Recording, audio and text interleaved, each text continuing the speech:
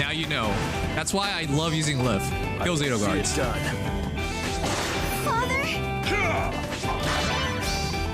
Withdraw your blade. I love the double Holy Knight aura. It's just so bold.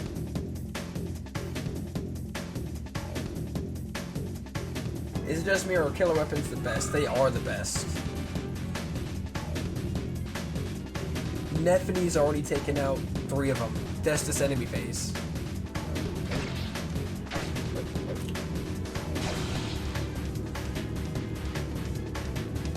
Okay, can somebody clip that? Nephine just got 3 to 4 crits in a row.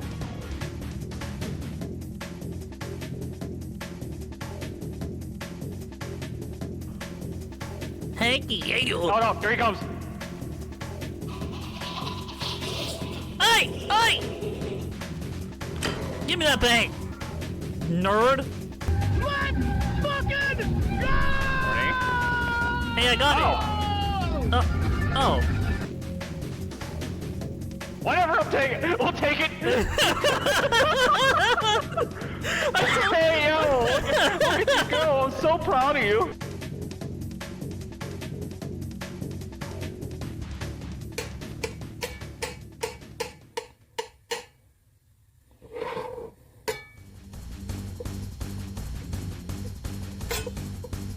Okay. I think that'll do. Maybe? So, yeah, that works. That works. Here, look, see? It's working. What's wrong with it? What's wrong with my fucking avocado, bro?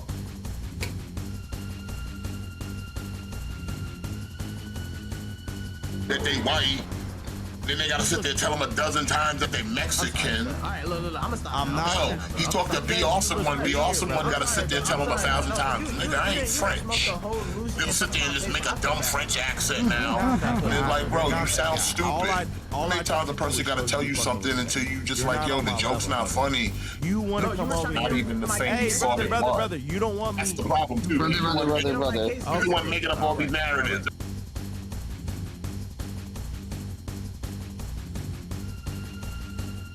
Trouble. Regardless of that, I'm going to do it. I fell on purpose, by the way. The fuck these people are. See, I got a different animation. Atlas's social media accounts every day I played Persona saying, Phil's playing Persona, you should take him down. He spoiled the game for me. You should take him down. Now, luckily, Atlas didn't give a shit and they ignored it and didn't do anything about it. But I said, you know what? Of me being the one person who I know this will happen. Oh, wait, we still going? If I go past that in-game date, I may get punished. I'm not going to do it. I can't chance it. And the truth of the matter is, there's been new stuff. God damn. To do. I had to finish up. Oh, wait a minute. Outlast 2. Now I'm playing this other new game, What Remains of Edith Finch, and then this Friday is a new game, Little Nightmares, that I was looking forward to playing. Next week we've got a ton of new stuff. A Neo DLC, the new game called Prey. I got my Worst Games Ever marathon this Sunday. So you see what I mean? I had this stuff lined up anyway. It didn't matter to me that I couldn't play. I beat the game. Point.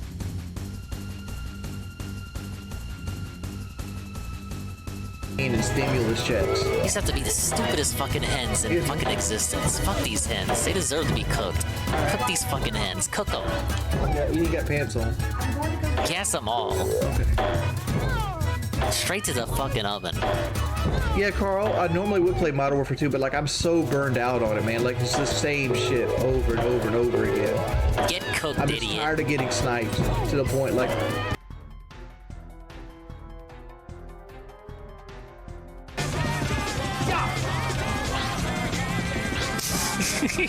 He shot my. That's literally what happened, though. He shot my car up. The monkey shot my car up. When has that ever happened? In any? When have you ever been able to say that monkey shot my car up? Like monkeys shouldn't even be carrying guns in the first place. He comes and shoots my car up. I literally just paid that car off. Thank God I have the ability to respawn them. Hello, Spandog. How you doing, dude? Why are people laughing? That's literally what happened. My car got shot up by a monkey. Sure, I can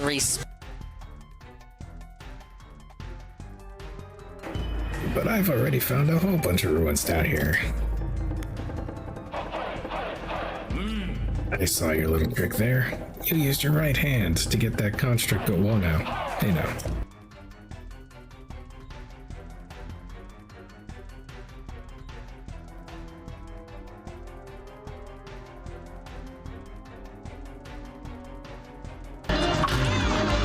No comment on the pussy.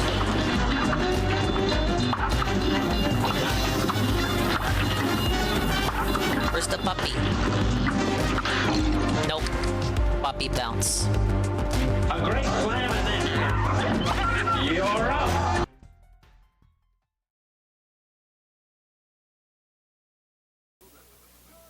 Ladies and gentlemen, Garfield and friends. We're ready to party. We're ready. I hope you bring lots of spaghetti. I'm scared. Come on in, come to the place where fun never ends. Come on in, it's time to party with Garfield and friends. Dancing, fiesta, romancing, siesta, samba, la bamba. Ay caramba, disguises, surprises, and pies of all sizes. Come on in, come to the place where fun never ends. Come on in, it's time to party with Garfield and friends. Come on in, it's time to party with Garfield and friends. Garfield and friends. And pay attention. There'll be a test at the end.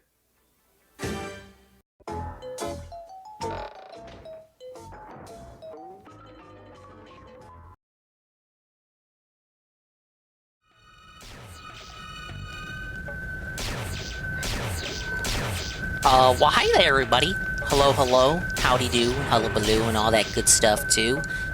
Boy, am I sure glad to be down here and not out there with all those metalheads, destroying the city and tearing it all apart and whatnot. Big ups, hello, hello. I hope everyone's having a lovely Thursday evening. I hope this Thursday evening has found you as well as it has found me. Bree. Big ups to the dinguses, the ding-dongs, the dingers, dongers, and swollen double underscore ones existing here now. And big ups to the ding-dongs, the dingers, dongers, and swollen double underscore ones sure to exist in the immediate and far-flung future. Such as Call Me Astro, Corono, Praise That Sun, Alpha Elite TV, scroll it up, Infamous KS, how you doing, dingus? I'm doing great, thank you for asking. We got Snow, J, Frosty Beats, and anybody else coming in? Such as the lurkers, as Praise That Sun suggests. I don't know, I was informed by my friends on the other side that Twitch appears to have done something sneaky on the back end, where lurkers are no longer counting as viewers. Big up Sakwa, thank you for the what I drink today. I gotta fix that, because it's no longer horchata. Thank you for reminding me. Anyway, as I was saying... Xander?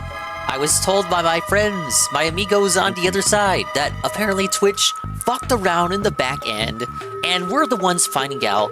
Apparently lurkers are no longer counting in the viewer count? I don't really care about that, but some people were, and it was becoming a topic of discussion. Now weirdly, I tried to do some research to look this up and see like maybe there was like some sort of article or press release from Twitch or so. I couldn't find anything, so maybe it's schizophrenia or a hearsay. But it's like, I think what it was is like, oh, you don't count as a viewer if you're just lurking. You have to be chatting, or you have to use a viewer redeem. Look, I don't mind if you're just sitting here to have something to watch while you do other shit, if you just need background noise, and your background noise of choice is a dingus shouting at your ear at 2%. I appreciate you whether you're here the whole time or at least for a little bit. But that seems to be a negative change if you're just like no longer counting lurkers as a viewer. But again, I found no hard confirmation of this, and even the viewers that I watch, the viewers outside this sector who were bringing this up as a topic of discussion, even they weren't 100% confirmed that this, they weren't 100% assured that this change was something that actually happened. I feel like that rumor floats around every now and then. My ASMR is this dingus yelling, "He's gay! He's gay!" Muda's still gay, Bish. It just was a different Ryan. Oh, look, Dexter. He's doing the dance from the first game. It's the dance from the first game. It's still in. Ah, look at that. How many people would not even know that because they don't let the idle animations play? It's literally every dance from the first game. What the? Look at that. People were saying this was the Edgemeister game. They took out all the fun. But look at that. They remembered the first game. So that's why my numbers dropped.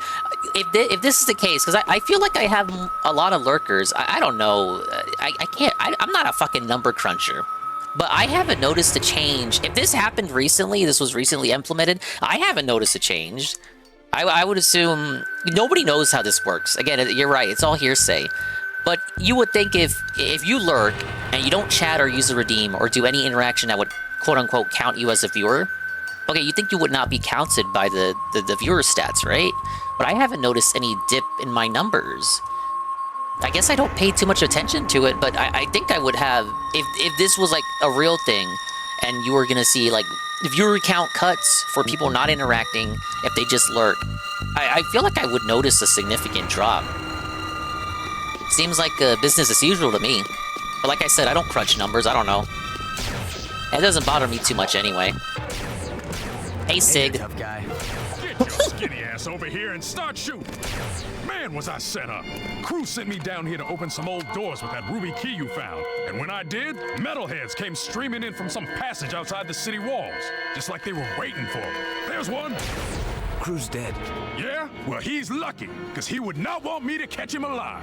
The metalheads must have promised Crew plenty for him to betray the whole city like this. Let's get out of here. Isn't this kind of Crew's fault? Crew was being... No, not Crew's fault. This is Sig's fault. It's actually Sig's fault for being dented and just following orders and not asking any questions. Oh, let me go under the city and use this ruby key and unlock a giant mysterious door with a bunch of metalhead screeching sounds from the other side of it. And how is Crew gonna, like, broker deals with the metalheads? Again, this is kind of silly. This is, like, the deals between, like, the Baron and the metalheads, and now we got a deal between Crew and the metal... It just doesn't... These metalheads don't really give off sapience. Like, they're sentient, but they don't have sapience. He had to have brokered the deal with Core then, but when the fuck would that have taken place? Watching another VTuber on another tab. She has 51 viewers, but not even 10 different people talking in the chat. I don't think that's true. Yeah, I don't think it's true either. I agree with Astro. I feel like this isn't the first time something like this has popped up. Maybe like a game of telephone where people just feel like a thing is happening. Since there's no official news on this shit, people just like have a game of telephone, miscommunication and word spreads around of something that may be happening, but it's not actually happening. Stand up, everyone! Give one sub to be counted! Alright, one of the hardest missions in the game coming up. If I can't shoot it, it's someone else's problem. You do something with those blocks. Alright, puzzle time.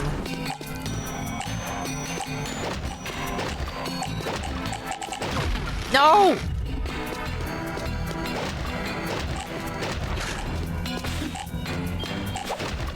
Fucking blocks. There we go.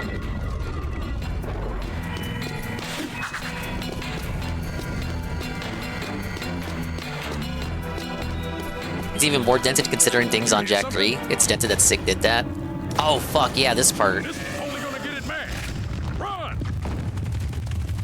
Ah! So from what I remember, yeah, it's this chase scene. If you die at any point, you go straight back to the beginning of the segment. And then after this, you go to the construction site, and it's the finale? But I actually can't remember if the construction site is a full level. Oh, there's a death. Back to Sig. Yep, there it is. I can't remember if it's a full level, or it's just go straight to the final boss. There's an example of what happens if you die. You do something with those blocks.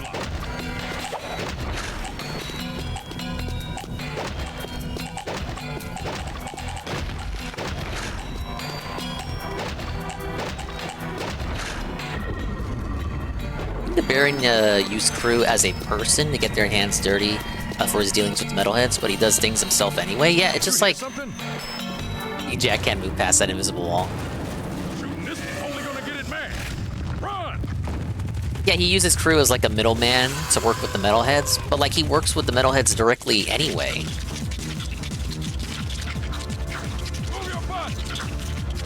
What was Crew gonna get out of the deal of letting the metalheads into the city, exactly? Like, what does Crew get out of that?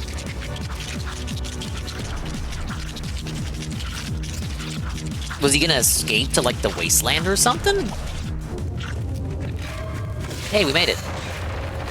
We didn't make it! We made it.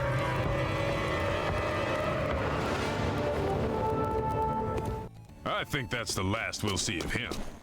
Yeah, right. You gotta figure out the block, man. Death flag.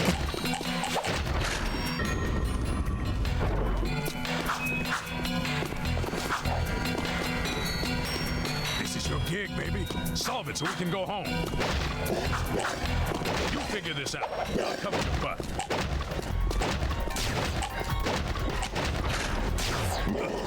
Oh, he's actually covering me. It's kind of cool. Gives him something to do.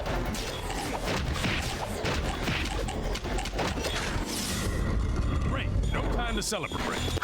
Yeah, right. Give me these fucking gems. The fuck? I need 200 for the final skill. At least he's nice enough to wait for me. Chase sequence. Hey, Dragon Slayer. It's pretty cool that the ones he kills, you know, have collectible gems for you. Imagine not thinking to backtrack.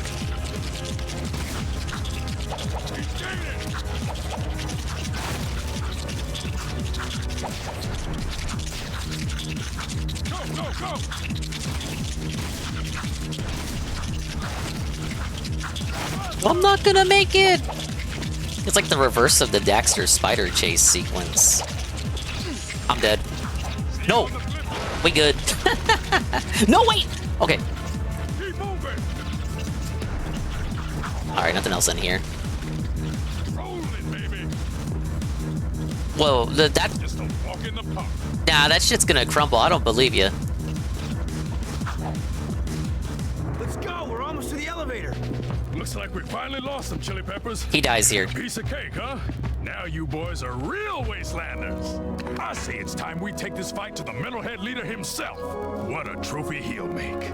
We find a way to juice up Mars' old gun and boom, baby! We storm the nest, guns blazing. Hell, we'll take them all on together. You and me, side by side. Nothing'll stop us, cause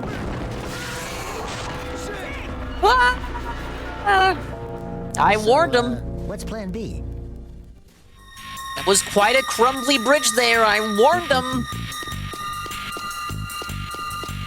This is what happens when you stand on the crumbly bridge. Now, I'm pretty sure if you still die past this point, you go back to the beginning with Sig. Yeah, that's what, dude, Astro, like, coming back to this game again, that's like an almost borderline comedic, like, death flag. That's like, it's almost like a parody. I can't take that seriously, just the way that was set up.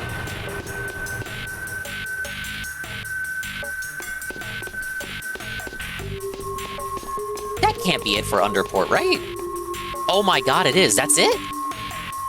Once again, I remember that being longer. I remember that being much longer. Now, I don't think I got to this part when I rented the game growing up. But when I beat the game for the first time about 4 years ago, you know, I did go through this part for the first time. I still don't remember it being that short. Yeah, that's it? But dude, everyone always seeves about that part. At what point do most people die? Like, during the chase sequence? The missions are almost like 2 to 5 minutes long. Lemafel, the driving takes up more time.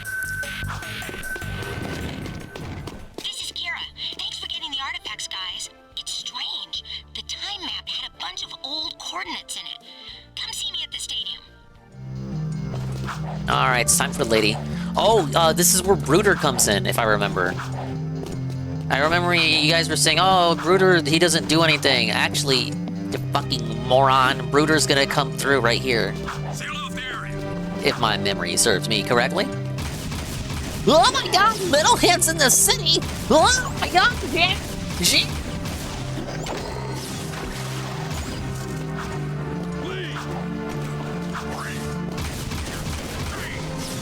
This is kind of Kino, TBH. You have enemies now in the hub world, which was the designated safe space up until this point of the game. Now sure, to accomplish this feat, they had to delete like all the other human NPCs in the area, so the game wouldn't fucking bug out by putting all the enemies here. But it's still nice to see. Oh, I jumped into the water, but I'm pretty sure that metalhead attacked that human NPC. Like how in Jak 3 they're constantly fighting one another in the main city. Yeah, this little bit here, Jak 3 is almost all of that. Oh my god. Alright, let's get on the hoverboard. I thought I could jump back up.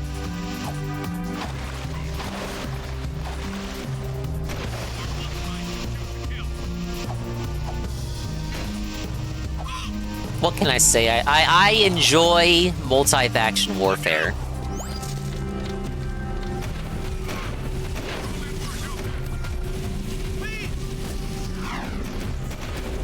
Oh, it's an invisible one. I need 8 more gems? No, Dingus. Actually, it's martial law, so everyone should be at home staying safe. Oh, what is it, like the COVID of the Jak universe? Sorry, guys, you can't go outside because there's like monsters attacking the city. It's weird how Jak 3 hypes up the Wasteland just for you to leave it so quickly. To be fair, you do stay in the Wasteland for a while. I remember being there not for too long. Like, I felt like it wasn't long before you go into the catacombs and go back to Haven City only to see it's all transformed. Dude, if they beat the metalheads before I can't get the gems.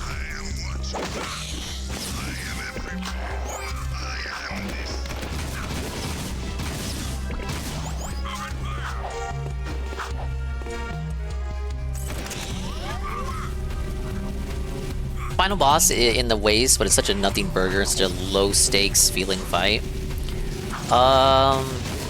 What was the Jak 3 final boss? It wasn't you know who. It was like one more thing after him.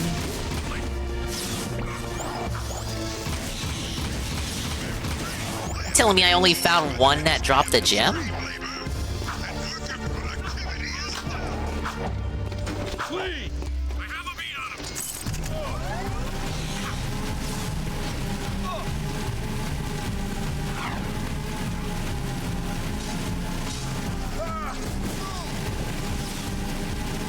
Enjoyed the final boss, was fun platforming.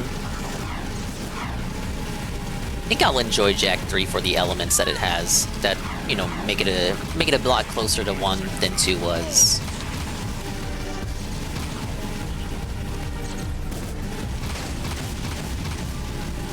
It's gotta have that marriage chat, that unity. It's about the unity. Not the unreal, the unity.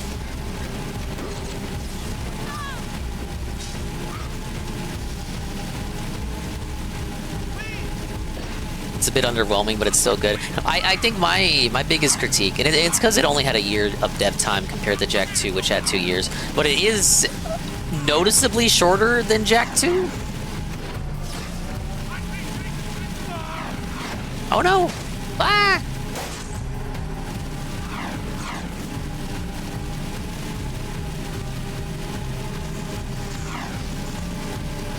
For Jak 3 over Jak 2 because it has less filler. That's another valid argument that you can make, that just because Jak 2 is longer doesn't mean it's better, because a lot of these missions could be described as just filler missions to give Jak something to do.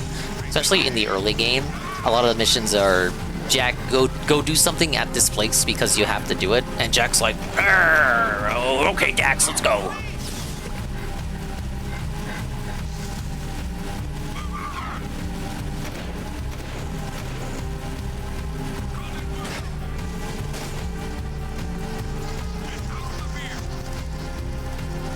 Jak 3 actually has good pacing.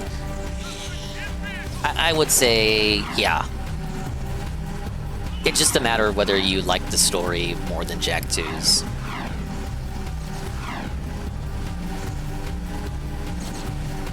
Like, you say Jak 2 has a worse pacing, but the overall narrative is superior than Jak 3's, which has a worse narrative despite having better pacing.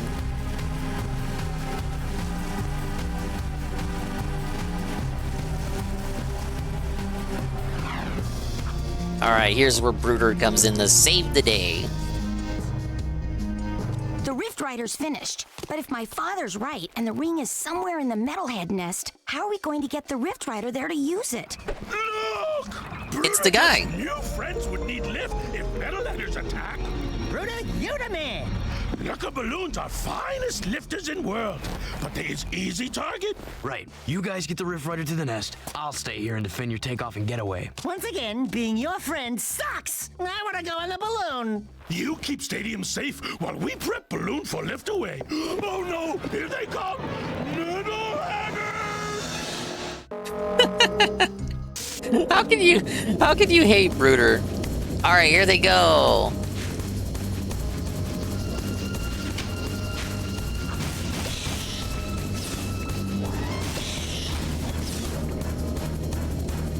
I do like how they cooperate with their green eco powers to move the Rift Rider.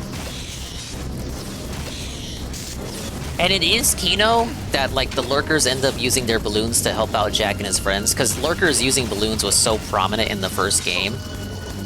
Again, it's like, oh, they forgot all about the first game in this one, but it's actually not true. I think it's pretty fucking Kino that the Lurkers use their technology to help out Jack in the future. Sorry, I really need those gems. I need those gems.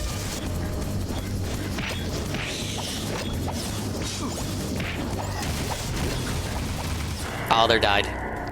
I needed those gems, dude!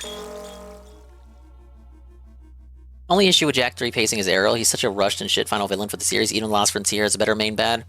I did agree with that while playing through it for the first time. You killed them? I needed the gems! Is the joke I made on the first stream, who are you, loser? I'm Jack and I'm angry. Okay, collect 5 flowers for me. Okay. What's going on? What? Huh? Huh? What the? What happened?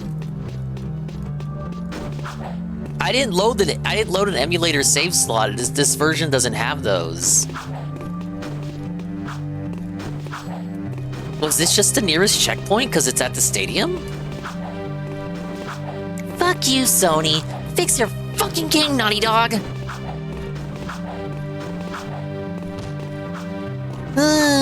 God damn it, Neil Cuckman. Fix your game, Neil Cuckman. Oh, I have enough for the Oracle. Should we go for the Oracle right now? Because I don't think I'm going to get another chance after this.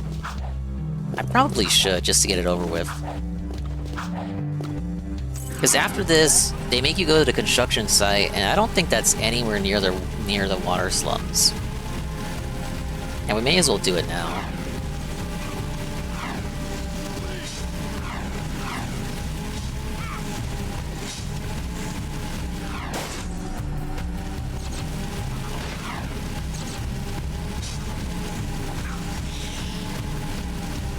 Dark Jack and Jack 3 is better in my opinion. Because they gave him more abilities, albeit a lot of them are context sensitive. But this was to compensate for Light Jack and all of Light Jack's nonsense abilities.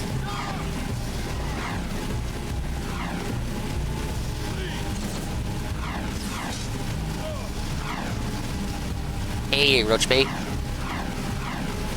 Welcome in, welcome in. We're enjoying some classic PS2 evening chill. In the finale of Jack 2.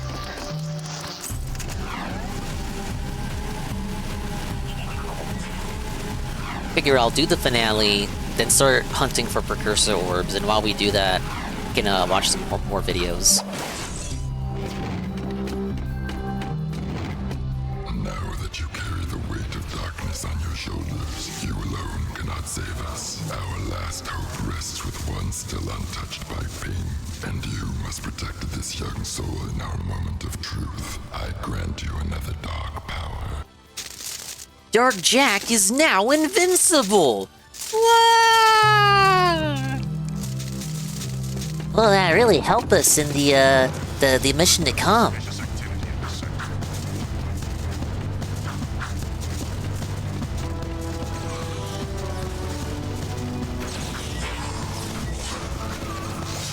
See you later, metalheads. Oh, I can't drive as Dark Jack, can I?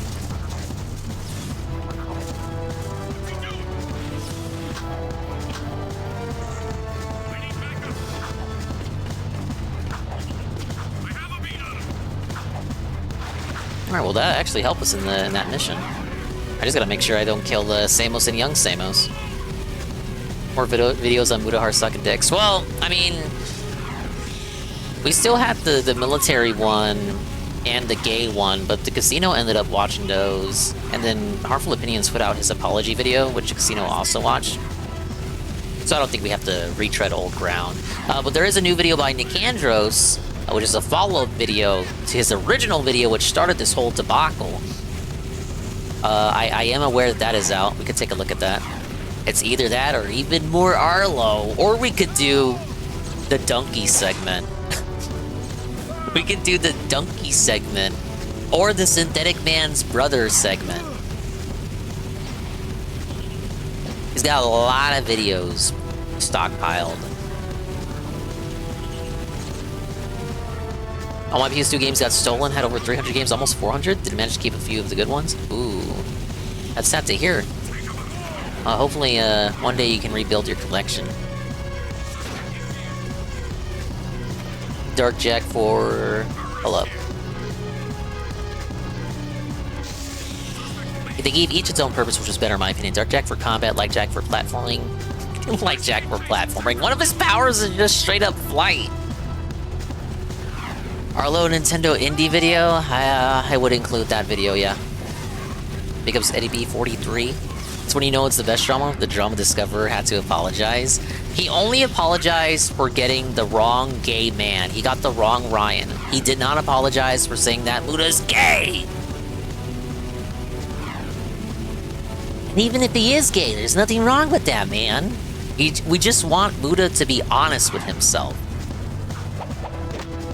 Yeah, Rencheck, Harmful apologized, but only on the point that I just pointed out. The Rift Rider's finished. What did Donkey do? He just has a lot of videos that I want to watch. Somewhere in the Metalhead nest. How are we going?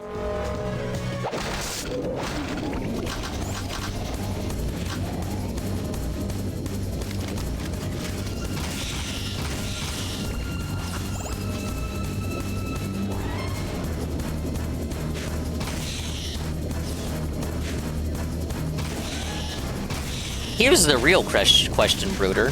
Why didn't you just move the balloons over here?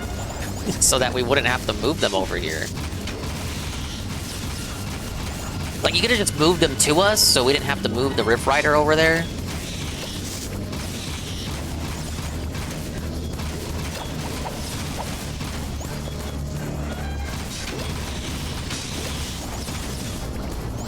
Alright, it's getting crazy quick.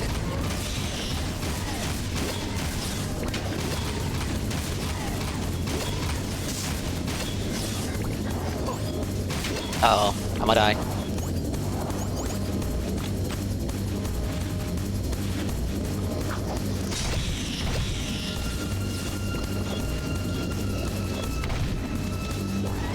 No! Oh, no.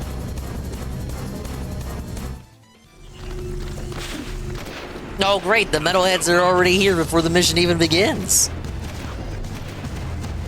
The Rift Rider's finished, but if my father...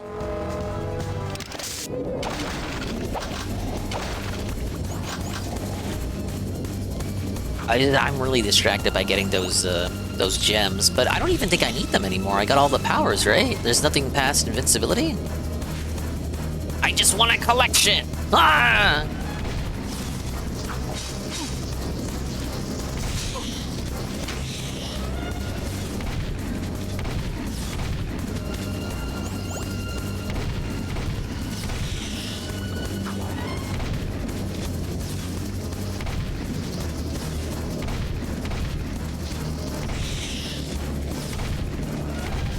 Alright, I gotta go in gamer mode, Zen mode.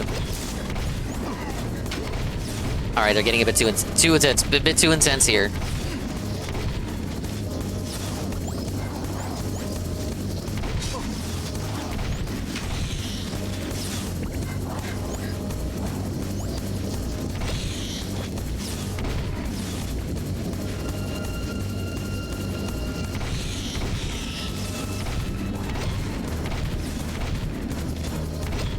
might as well just spam the Peacemaker at this point. Oh, almost.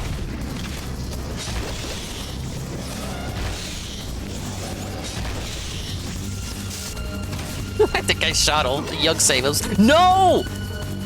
I did not mean to push the hoverboard button. Dude, they were right there. Oh, that was embarrassing. I think I have well over 500. Because the last 2 powers required 200. I'm sorry, that is completely my fault. I make no excuses. I'm a bad gamer. If you want a professional gamer, go to @DSP Gaming, real, on Kick.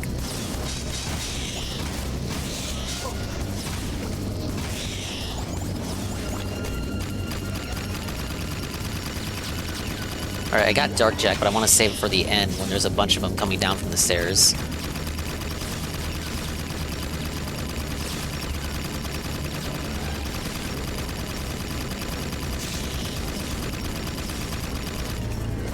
I gotta be wary of young Samos.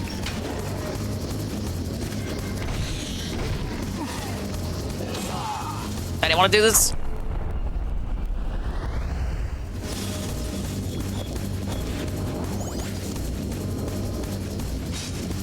No! Look at Bruder hanging out up top. I didn't even see him! The green covered him up.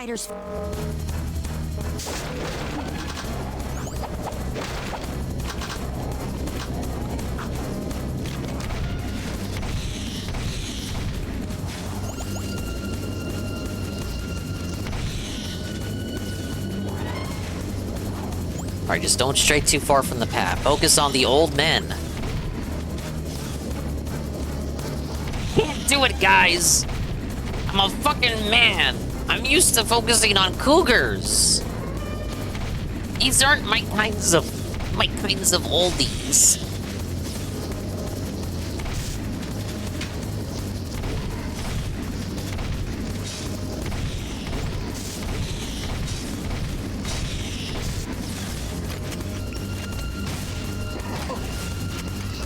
Oh, I'm out of the Peacemaker. Samus is dead. Man, he even despawns into, like, purplish sparks, just like the metalheads. Oh, is it doing it again? You're gonna send me inside the stadium? I saw the Hilda figure. Hilda? Pokemon? Maybe.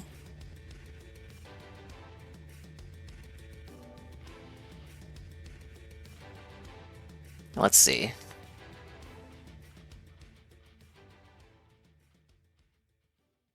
Oh, Hilda Fire Emblem. No, this is new to me. What, it's like a minute-long wait to respawn me inside the stadium? Like, what the hell? It looks good, but personally, I don't like Hilda enough to want a big-ass statue of her.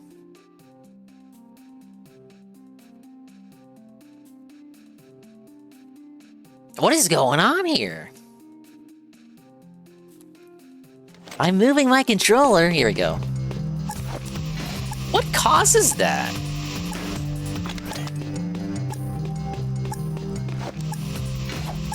Is it because of where I die? Where in the stadium front yard I die? If I'm at a specific location in front of the stadium, it just spawns me inside? Even if I die during the mission?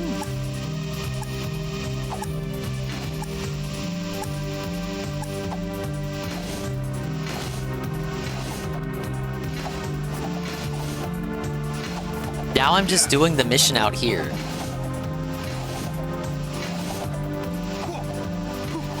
When did Jack 2 turn into Tony Hawk? When did he turn into Tony Hawk? When he decided he wanted to stop running around collecting shit.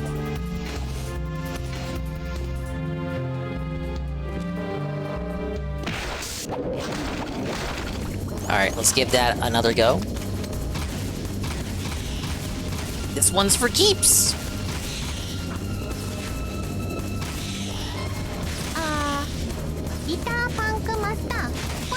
Hey, GPM.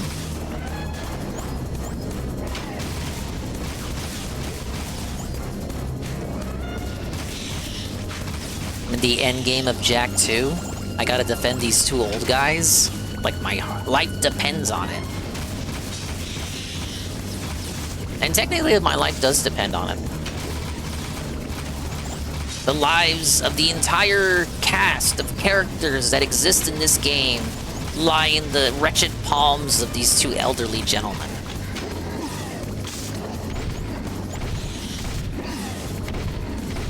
Oh man, they're both gonna die. I need Dark Jack back.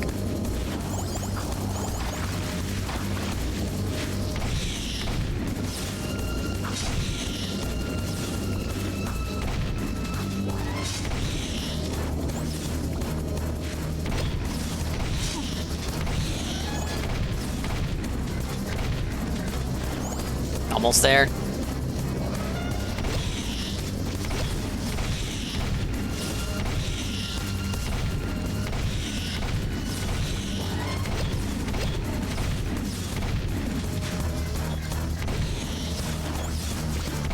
Alright, I think we should be good. We're good. Lurker Bros, we won! Die down here. We'll meet near the nest. See you soon, Jack. Be careful. Yeah, Jack. Be careful. Daxter, on the other hand, will be just fine.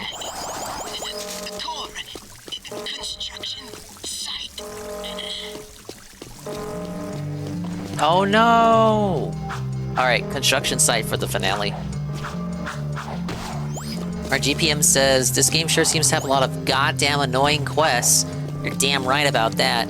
I was gonna boot up later, but I'm feeling like doo-doo got brain shocks all of a sudden. It might be coming down with a fever or something. Well, I hope you're doing alright, GPM.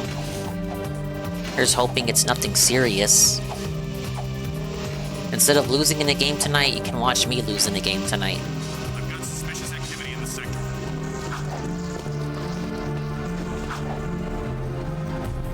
Used to think this game was the hottest shit as a kid. It is, Infamous. What are you talking about? It still is the hottest shit. Look, it's like if GTA was overrun by demons.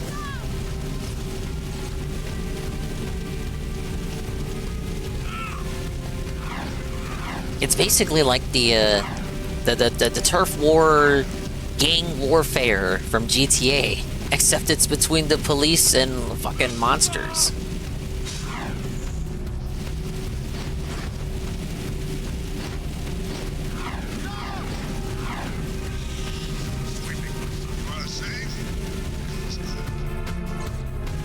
Throw been fucked up since last night. Dingus Battlefield 6 streams on the MSI? Oh, I don't know about that.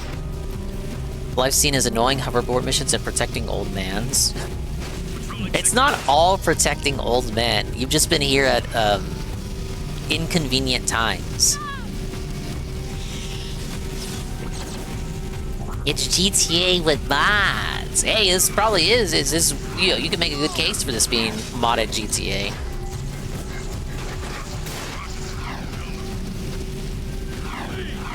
The city is in such a state of panic. The police don't even care to felt me, even when I kill their own. They don't care.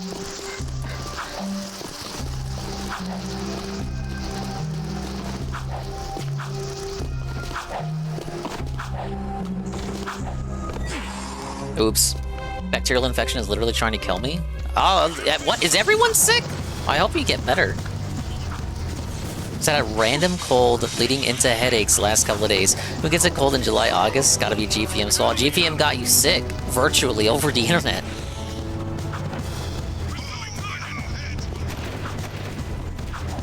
This stream's contagious.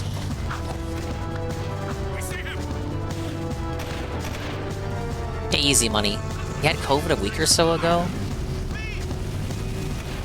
But my condolences. Hope it wasn't too bad. Why is everybody getting sick? It's not even the flu season. Hey, Nurgle, I thought we finished Jack 2, Dingus. What made you think that? Did you see the credits? No? Then we didn't finish it. Huh? Oh, did you imagine it? Did you have a dream? Question mark? The chat is ill as hell. I told you GPM is contagious. You guys shouldn't have touched him. If you reply to GPM, you're gonna get sick in about a week.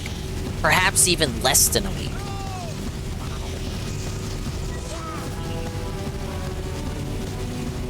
Is this the same site where the construction site is in Daxter? I think it is. Oh my god, it might be. I remember this little block. Like, the construction site was right here. The hotel is right here. Except it's no longer here. Like, the hotel is supposed to be this building. Which means the exterminator company is... The exterminator company should be right here. But it isn't. It doesn't exist. It exploded.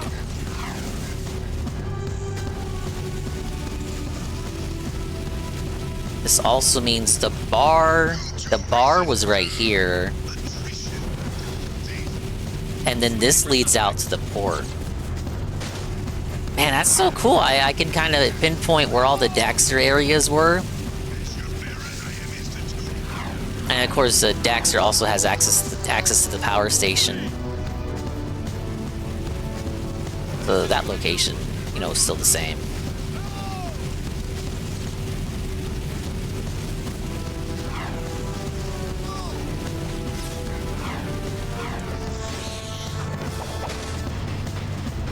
How long do we have until death? Yeah, I'd agree, 24 hours. 2 to 5 business days if you at me. Yeah, don't at GPM. Don't at GPM. If you were in his stream, it's already too late. It's over. You gotta spend your last days on Earth in a meaningful way? Yeah, watching my stream.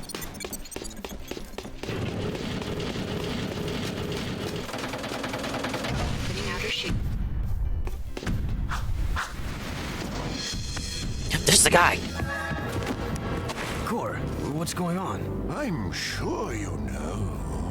Deep down in your darkest nightmares. We've met before, remember? Everything's going exactly as... Yeah, the intro of the game. Jack, just push him!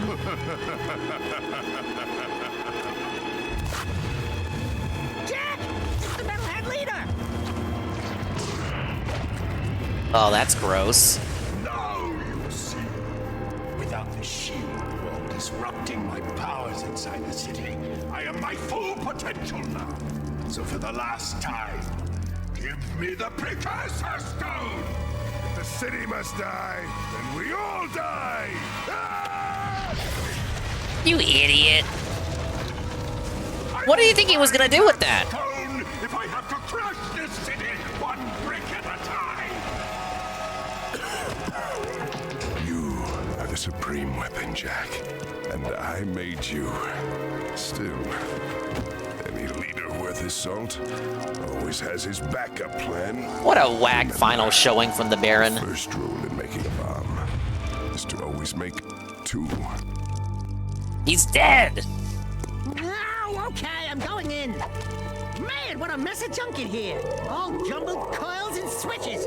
Damn, Core basically left too early. The blue wire? Wait a minute. Aratzel's colorblind? Let me just break a few more things and see if anything pops loose. Yeah, it is Clancy Brown, aka Cortex, aka Lex Luthor. From a baby. Daxter saves the day again.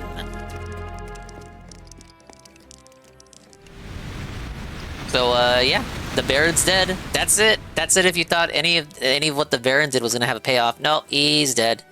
He's done. Core is the metalhead leader. What? It does kind of come... Oh, man. I don't want to say it comes out of nowhere. It's obviously hinted at long in advance, but it feels like the reveal... There's no mystique with the reveal. It just... it just happens.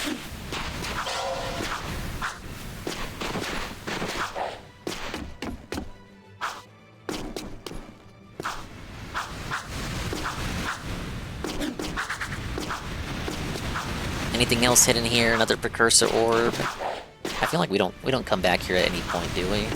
Like that's it.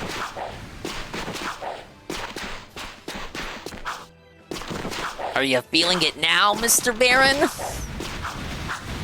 Yeah, there's no nuance. He just kind of appears and he's already evil. I mean, if you pay attention throughout the game, you can notice, you know, his degradation in personality from old man to fucking sicko. And this is just like the end result of that. But it still it doesn't feel like it comes out of nowhere. Just that like we know it's coming, but then it finally comes and you're like, oh, well, okay, well that just happened. Like I knew it was gonna happen, but there was like there was no there was no illusion behind it. They just went straight, yeah, he's evil. Okay, here he is. No, I am aware of all the teases. I'm not saying I don't understand the teases or that I didn't get the teases. I saw the teases. I understood his behavior and what he had something to hide. I'm just saying the reveal itself is kind of like out of nowhere, but not out of nowhere. It's just like instant. It's kind of like, okay, we know, you know, just get it over with.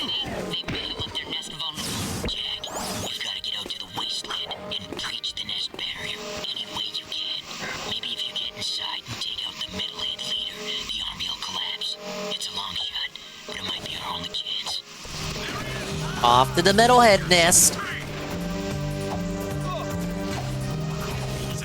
Yeah, that's really all it is. I just think that was too quick. He just appears and then he's like enough with the facade. He transforms and then he just kills the Baron just like that. A character who we've been trying to go up against for the entire game.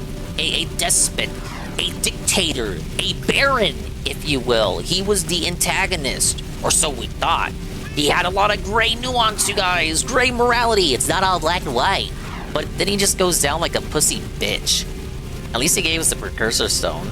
Core really got cucked. He literally left too early. If he had just stuck around, hung around awkwardly watching us as we mourned the Baron, you know, he would have bound the Precursor Stone just like that.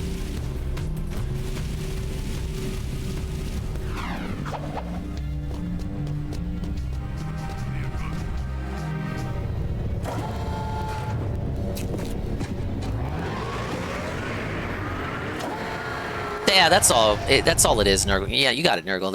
It just feels like there's no payoff.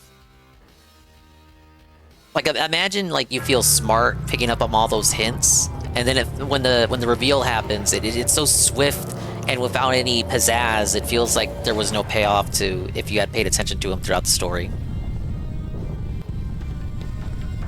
He may have been the Baron, but we should have been going after the Emperor for our rule over Arrakis. Why didn't the big bug kill Jack? Exactly! Why didn't he kill Jack? He was right there. Moreover, why did Jack already knew Core was the one? Oh, it's the evil version of the fish from Jack 1, except it's a robot. What was I gonna say? Jack already knew that Core was the one who sabotaged the eco grid to lower down the shields to allow the metalheads to invade via the underport. So when Core showed up, why didn't Jack just push Core? He didn't know he was the metalhead leader, literally. He just knew that he had betrayed the cause. So why didn't he just like push the old man down?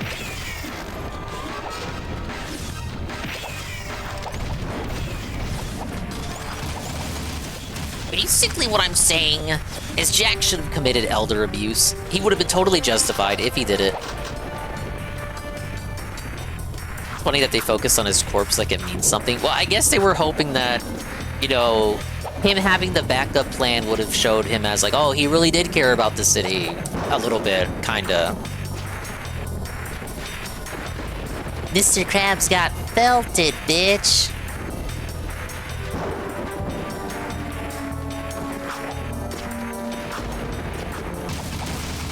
Oh, we got an aerial one. Oh, that's a big one. That's a big little boy.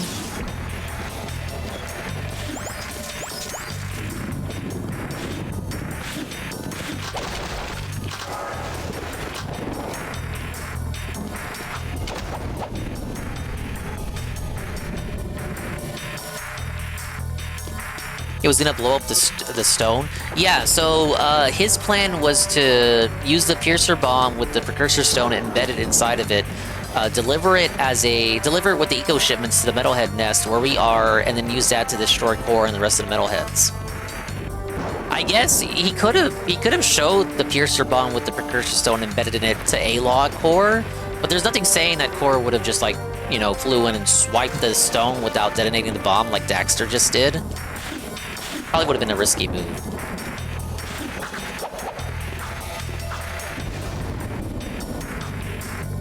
Shaq is going after Core to give him the last chip.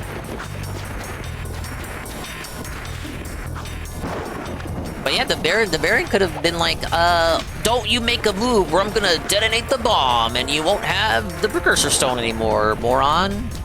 And Core could have been like, no, anything but that. Ah! Oh, I'm felted. I will now back off.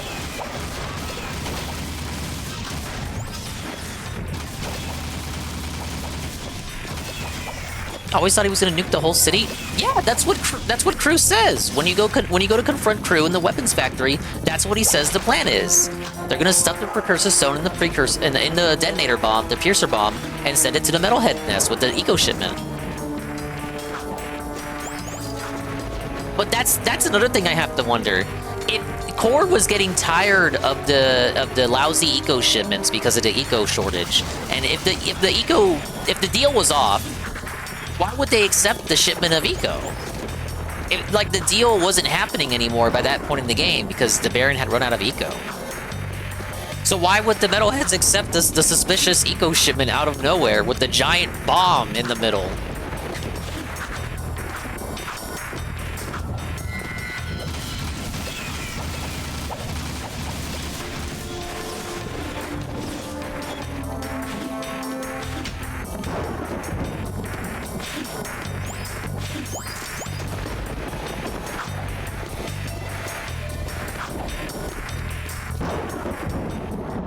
Hey, it's the gun.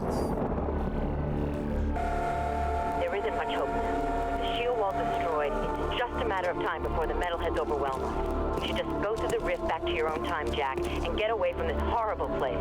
I see your point. Come on, Jack. This place is worth fighting for. We'll hold out as long as we can. Farewell. Precursor stone, gun, nest. Light her up, Padre! Eat this. Supper. That's it. That's all his shitty gun did. Let's go take care of business. What? You mean go in there? I'm right behind you. Literally. No, the Baron. Why is the bomb near the city and not on the way to the nest? I guess they were refueling? I think they were refueling the chips needed to transport it? What if the Baron show his hand and attack Core without allowing him to take the bomb? Good question.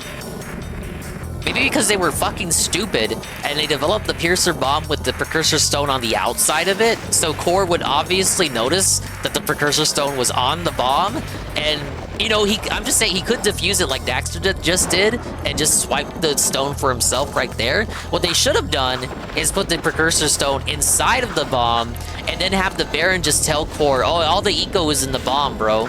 But obviously not communicate that it's a bomb. Just say, oh, here's the eco shipment. It's in this spherical body. And Core thinks it's the eco shipment, but it's actually the piercer bomb with the precursor stone inside. I can't believe that's all the gun's good for. The game hypes up the fucking gun, and we just use it like that. That's it. Well, there's the nest. But I gotta go the long way around. Oh, orbs. Oh, what do we got? Collect 125 precursor orbs. This means I have more precursor orbs collected than my other file.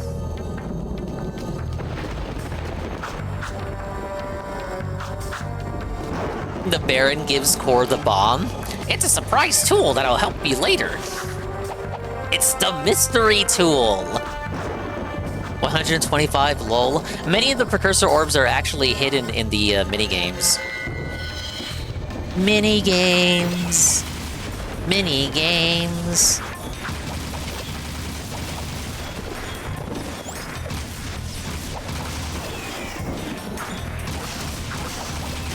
I like these guys. Giant-ass spiders with wings. These are my type of guys. Oh, I see another orb.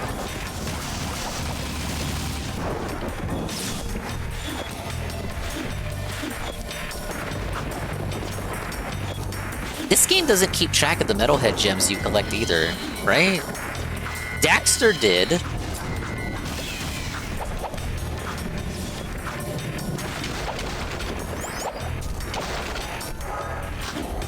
I gotta get that full HP.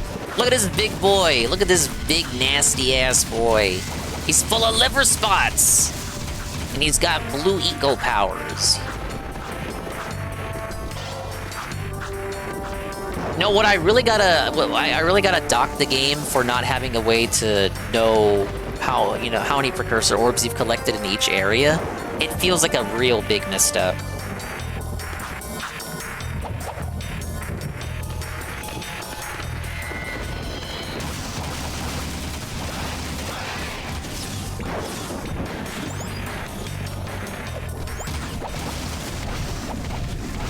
Oh god, I'm out.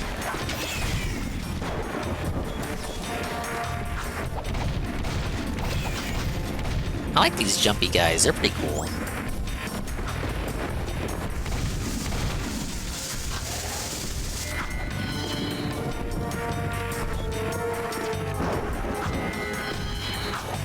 Oh, is that another one?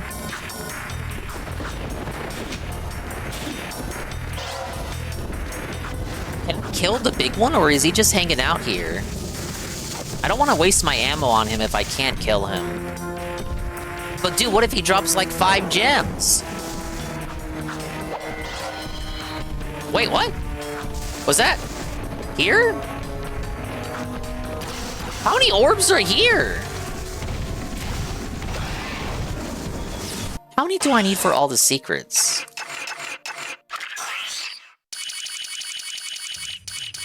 Ooh la la. 200, 130 collected. Oh my lord. Reverse races? Get out of here.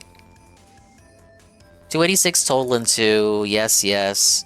Abilities are the tracker in a way. It should if you save. Well, I know it shows it if you save, but I mean like, for example, oh, you're on the nest, you've collected 5 out of 5 orbs. You know, I need like an actual way to keep track. Game 2, 97%. Actually, now that I've saved, still 97%. 286 for the gold trophy, so collect them all. I see. Well, I guess I'll keep an eye on for the rest of them, if there are any more here.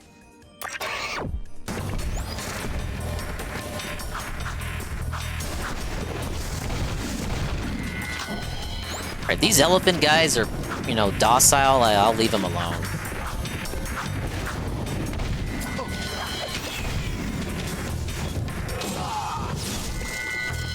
These guys, though. They survived it!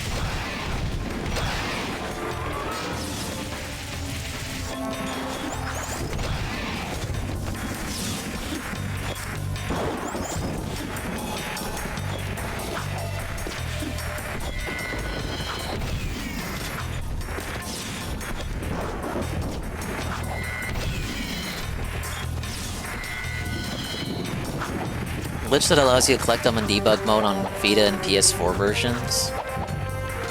Well, that's the version I'm playing. I mean, hopefully I won't need to rely on that. I feel like that'd be cheating. If you want to know the truth about it.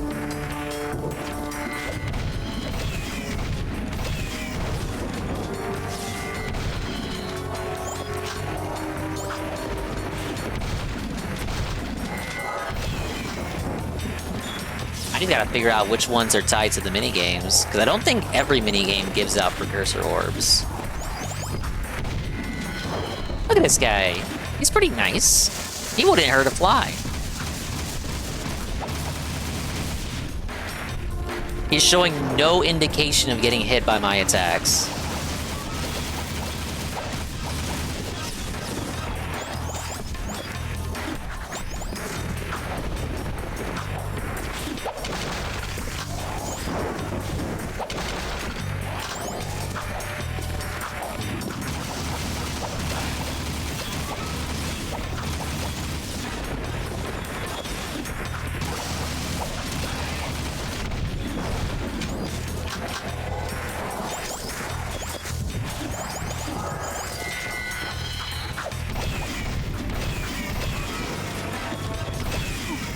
Oh no! Oh, I'm fine.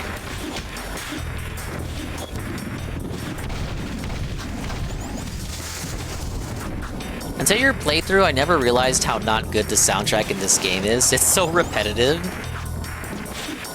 There's some bits of it I like. You know, the hover bike races. I think that's got a good beat. I do like the little ditty that plays whenever you're in the fortress. I think it does good at selling the ambience of being in a place you're not supposed to be in. But I think the issue is that they got the same composers as the ones from Jak 1, who are also the same composers as from the Crash PS1 games. And it's just a matter of, like, the tone is so different, and the composers are used to doing, like, songs where, like, cartoon Scrimblow Blimblow games. It's kind of them out of their element, almost. Is this... What the fuck? Is this the way?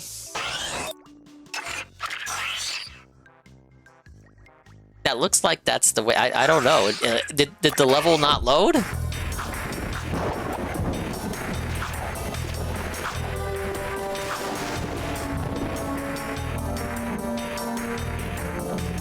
Yeah, this is the gun. Let's hope I don't drop to my death. I dropped to my death. Why did it load? Racing 72, gun training 36, jetboard 9, Onin 3, 72 missions and 94 locations is the breakdown. I will not remember that. Thank you. Look, you can't blame me for that. That is absolutely Neil Cuckman's fault.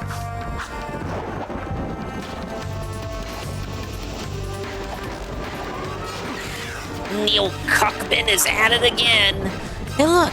I gotta redo the gameplay all over again because of something that was Neil Cuckman's fault. I did nothing wrong. It wasn't my fault.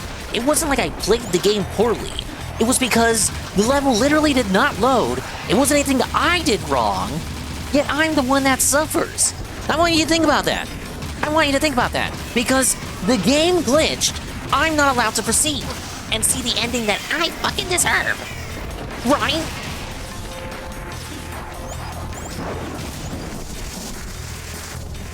PS4 version was patched, debug mode was patched out back in March of this year. Well, I have the updated version. Why tell me that I can, like, use debug mode and then tell me, hey, fun fact, Dingus, you're actually fucked. Fell for it again award. Remove 80% of the game so it's shorter and fresh. Fuck it, we'll remove the blonde bar girl. She's sexiest. She's sexist and irrelevant to the story. She kind of comes clutch at the end when Crew dies. You know, she's the one that tells Jack that Sig is in the underport doing Crew's dirty work. Again, a bigly dented moment by Sig. Like, what was he thinking? Yeah, let me just go open this giant door that has metal heads, like, spurging out on the other side of it. What could go wrong? What did Sig really think? Why didn't Jack just ask him what did you think was gonna happen by opening that door?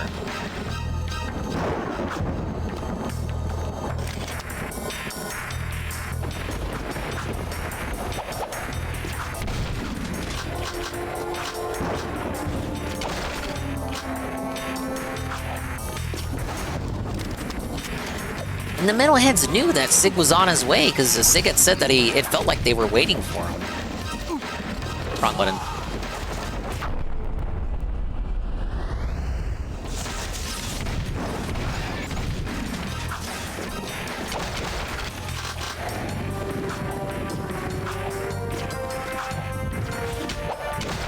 Calm down, Chili Peppers. Sig is here.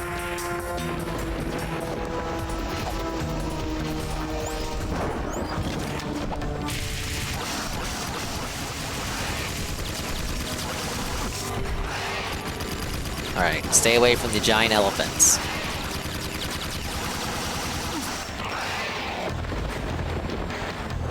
Classic Dingus. The first attempt is the best attempt. Seems like this should be an elevator, but it's not. It's actually a giant gun.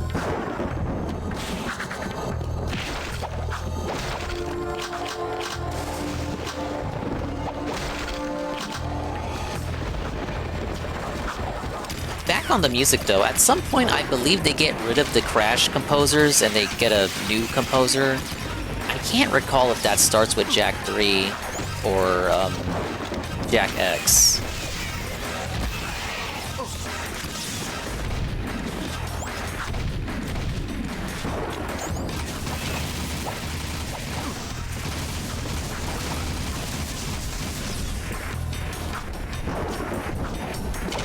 This part sucks, they just throw everything at you. How did I do it so good on the first attempt? I was fucking distracted looking for orbs. Actually, I should still be looking for orbs.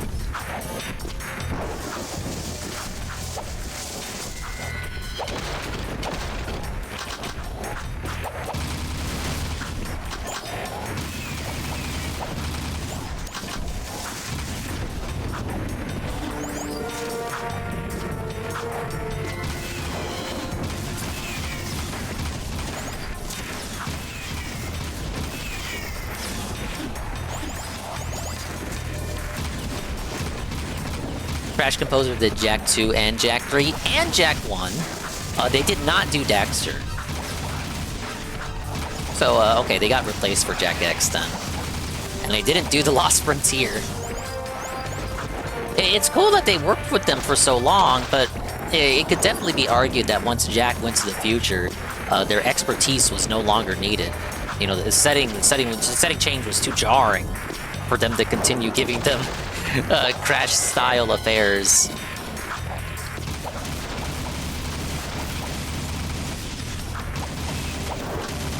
Not as bad as when Ratchet & Clank got rid of the original composer in favor of some Pixar orchestra slop. They had an awesome composer throughout all the PS2 entries and the first couple of PS3 entries, but then they replaced him, and now all the music sounds generic as fuck. Sly, on the other hand, kept its composer, Peter McConnell, throughout all 4 games. Whoa, buddy. Oh no, not the first game, sorry. The first game was like some Indian guy.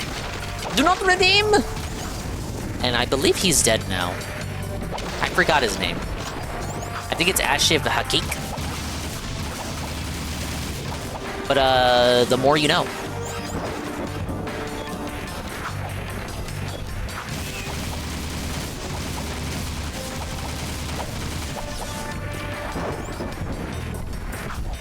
Of course, can't talk about, like, Sony composers without mentioning Stuart Copeland from Spyro. Peak fucking soundtrack. A little known fun fact, they had Stuart Copeland for not just Spyro 1, 2, and 3, but also Spyro Enter the Dragonfly on PS2. It's like the one good thing about that game is that, you know, it's still the same guy.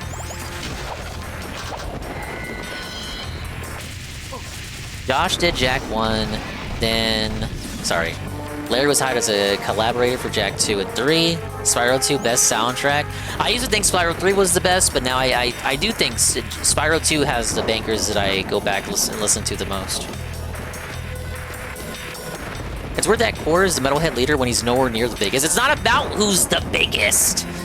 Actually, Hayden might be bigger than Core in his final form.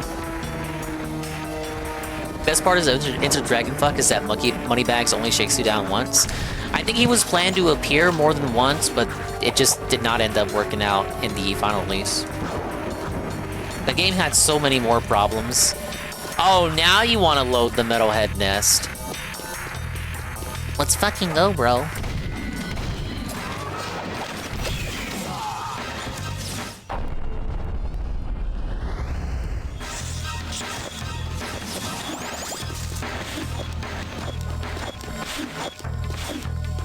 Give me my gems.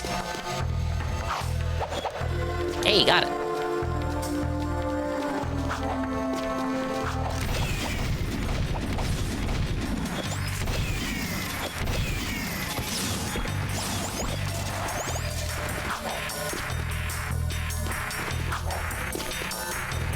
This isn't a full level, right? You just explore a small area and then it's core time. Yeah, here it is. You've decided to join us, and you brought the precursor stone. Good. The boy will now play his final part. Not this time. But this child The kid's been missing since he was kidnapped at the tomb. Don't you recognize him? The boy is you, Jack. Big reveal. This is where you began, in the future. But this is the present to you. Past on the hope that you would gain the skills to face me today. But Onin was wrong. Now that you've been altered with Dark Eco, the stone will never open for you. But it'll open for the kid. Your self, however, still has the pure gift. He alone can awaken the stone and the precursor entity which sleeps inside. Jack Frey kind of retcons this. The last precursor egg. Was clever. He covered his tracks well through time, hiding his last egg from me and building the shield and city to defend it. It has been Who's Onin? The old hag with the parrot monkey. Today, I will finally feed on the last precursor life force. I think you're forgetting one little thing, Metalomaniac. We've got the precursor stone. Not for long. Ah!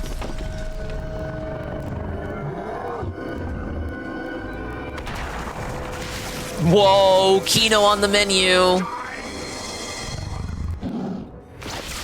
Alright, final boss. So, the entire plot is spearheaded by Kor's desire to slurp the precursor goo out of the last remaining precursor egg in the universe, apparently. He doesn't even know if it's the final one for sure, he just thinks that it is. Big ups to Ryan Loa. Yo! Finally back from the work trip, checking in on all the homies. Big ups, big ups. We're here. Finale, story finale of Jak 2. Though I still got 100% it afterward. But here we are. Final boss. I'm gonna lose a bunch of times, maybe. But yeah, Onin's the monk lady. So yeah, that's the big reveal. The kid was Jak the whole time. Big surprise, big shock. This only makes me wonder what happens to Jak's little crocodile, because Jak didn't have him in Jak 1. I guess he dies when Jak goes back to the past to play the shitty games that suck ass. But the kid is Jak, so the future was always Jak's present. But to hide Jak from Kor so that he can grow up to get the skills to face Kor in the now, which is the future. It's just kind of fucked that Kor refers to the present as the future, because to him it is the present day. But he just calls it the future for the benefit of the viewer, I guess, so the player would understand the explanation better if he just refers to it as the future. Because up until this point, you're led to believe that the past is Jak's present, and he just got flung into the future. It's more accurate to say that Jak's past present was actually just the past, and his future was his present. So in the intro, when they get flung to the future, it's more like he's time traveling back to his original timeline. He just forgot. He forgot it was his original timeline because he was a kid when he got sent back. Are you catching up? This will be on the test. I hope you guys are picking up what I'm putting down. So yeah, Jak, you know, the future is his present day. He gets sent back to the past to do Jak 1, you know, as a kid to grow up and learn the skills to face Kor. And this is like assuming that he finds the Rift Rider again with the ring and then uses it to go back to his original time. Where, you know, Jak 2 proceeds to happen, then he felts Kor, and then he sends his child self back to the past again to relive it all to keep the time loop going. You get it yet, Chief? And we learn another secret in Jak 3 that doesn't make any sense, but time... Yeah, like I said, Kor's ambition here is that he believes this is the final precursor egg ever. As in, this egg contains the last precursor on Earth. It's not true. It's not true! At the same time, I guess, like, how would Kor know that? He just thinks it's the final precursor? It's not like he has full confirmation. Bill update, $100, and he got a dent in the feed him wins to soothe his ego. Oh my god. It'll be a fun daily wrap, I'm sure. You don't think it's retarded? I don't think it's that retarded. Like, I get it. I get what they're trying to do. It's a real decent attempt to bridge it to the first game. That, you know, the whole conflict with Gol and Maya presumably is just training for Jack to, you know, get like hero training in so that he's ready to face the ultimate evil, which is actually gonna be Core.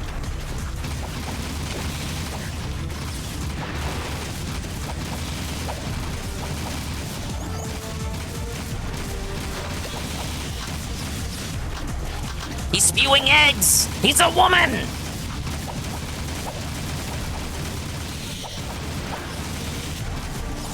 It's kind of pathetic how he's positioned here.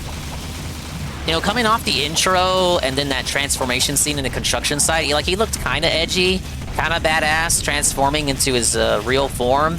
And then you have him here, and he's just like, I don't know. He looks like he's got tubes connected to him, like, for life support. It's realistic, though, because he's old! Well, first step. Jack had to learn to be how spin kick and double jump in the past because he couldn't learn it in the future. Yeah, there were no Banjo-Kazooie style tutorial people to teach him in the future because everyone in the future is a fucking asshole who doesn't want to help Jack. Instead, they want to give him nonsense missions.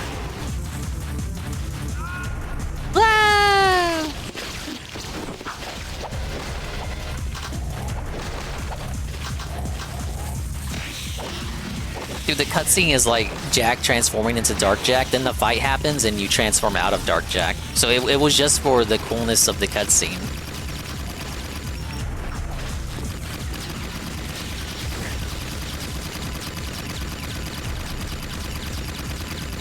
Look at this, he's just taking it.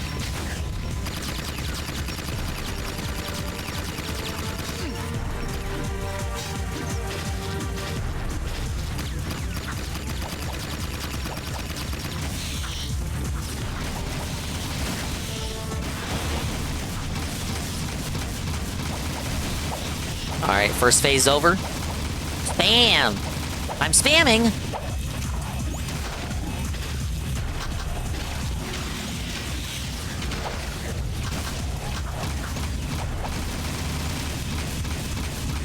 Oh no, not these guys. Alright, final phase maybe? Yep. You gonna let go of those tubes? There he goes.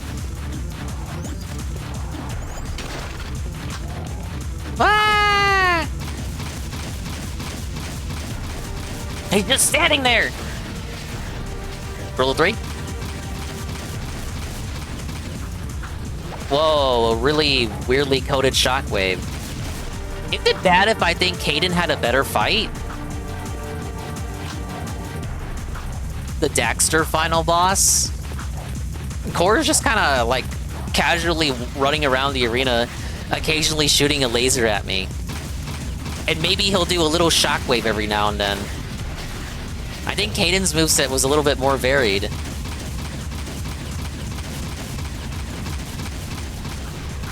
Like, that shockwave looks jank as fuck. It's like Neil Cuckman programmed that at the last second. Woo! Oh, hey, he's got a little SWAT attack. Oh, watch out for the karate chop. Oh, there's a little tail stab. I don't see how that's that different from the karate chop, but okay, there's another animation for him. Even if it's practically the same move. He's done. No! Alright, he's cooked, as they say. Melted, bish! Phase 4. See?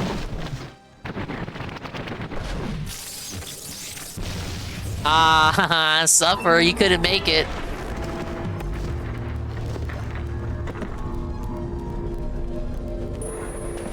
Oh man, a precursor. It's the guy.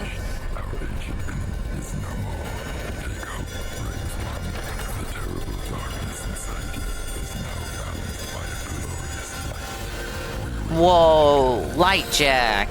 We haven't much time. I've sent the coordinates back to our village. Let's go home, everyone. Well, we are home.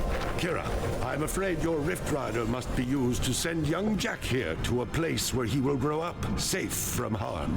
He must become old enough to complete the destiny he has fulfilled today. Oh, Spandog, how you doing, dude? It's you. I mean, it's me. Hey, capitalization. I have to take him back and watch over him, don't I? Grubbers. Talk about being in the wrong time at the right place. Hey, kid, you take care. Oh, and trust me on this. Stay away from any Wumpy nest on your 9th birthday, okay? I sure hope I built this replica right. I don't know if it... It's perfect, Kira. This is the very machine we found, or will find later. What? I just built this. After seeing the first one, I mean. It's a time loop. Honey, the more you think about it, the more it hurts the head. I'll take good care of the child. And don't worry. I'll be back in time for the celebration. Farewell. Thanks, Amos. Without you... It's funny. The boy won't remember any of this. No. I do remember the light. Okay, he remembers the light. Your transport is ready, milady. Thank you, Captain Bruder. The Lightbringer. We'll be late for the party at Daxter's new place. Oh, look, the implications. Oh, they might get back together. It's not my thing. Ten Hut! As the new governor of this city, I ordered the commander of the New Crimson Guard to escort me to an official function. Is that understood? Whoa. Yes, ma'am. It's We'll ma'am. start rebuilding the city tomorrow. Tonight, we get to celebrate with our new friends. Besides, Madame Governor? I'm dying to see you dance. Not likely. Oh, Ashlyn Bros, we're so cucked. Get it? Like the dev name? Check out the new decor. Ooh, what a big trophy. As if size matters. I bagged that bad boy myself, baby. Onan says she doesn't know who has a bigger head, him or you. We must not forget Vin and all the others who sacrificed their Yeah, lives Vin to fucking defeat died. this evil and protect the child. Wasn't really acknowledged until right now with Samos. That little boy was me. Better times, huh? You miss him, huh? You know. Does Jack have his arm around Kira here? Handsome hero. Hey, that's enough for you, lady. I'm cutting you off. Trust me, she gets real mean when she's like this. What'd she say? Something about rubber tubing and certain parts of your mother. You don't want to know. Fuck your mom, bish. Sid! He's alive. You're okay. You cherries didn't think some nasty breath, giant-sized lizard was gonna keep me from the biggest party in town, did you? I knew you were too tough for him, big guy. You saved the city and more, my boy. Metalcore and his menace are history, and somewhere Oh, out look, the there, Crocodog stayed. Oh, that's why Jack doesn't have it in Jack 1. To be back home.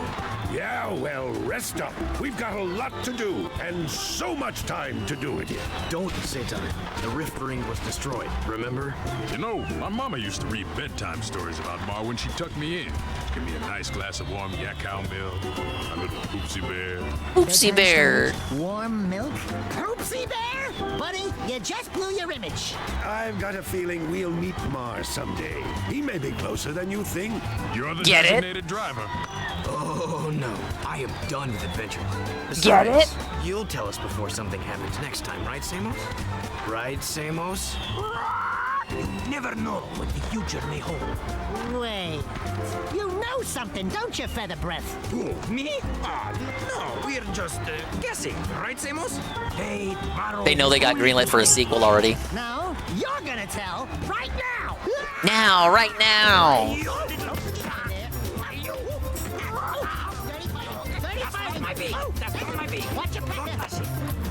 Jack, my boy, a future awaits. In memory of Morgan, the Naughty Dog mascot. She died before the game came out. No. But there it is, created and developed by Naughty Dog Inc. The first three guys, Andy, Jason, and Bob, they all worked on Crash Bandicoot 1. They were still with Naughty Dog at the time of this game's release, and if I recall, Andy and Jason stuck around till Uncharted 1, and then they said, bye-bye, we hate the PS triple.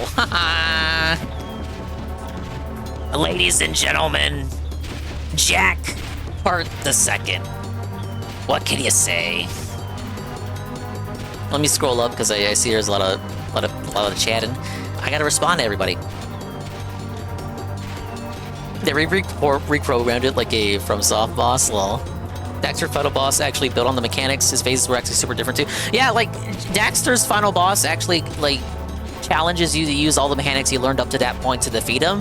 Whereas Jak 2 final boss is just like, shoot him, bro. It's clear that they want to do an Alien Queen reference, but it doesn't fit him. Yeah, I would prefer... like, the Baron boss fights were more challenging than that fight.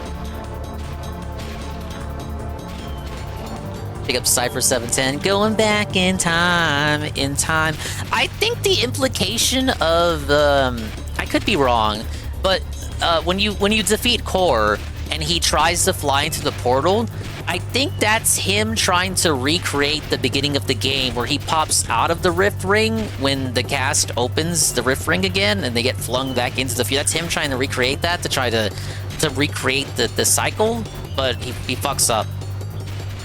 And then he just dies.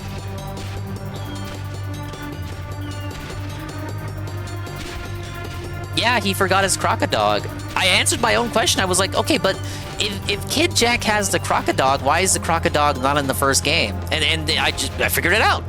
It's because the Crocodog didn't go with Kid Jak. He stayed with old Jak.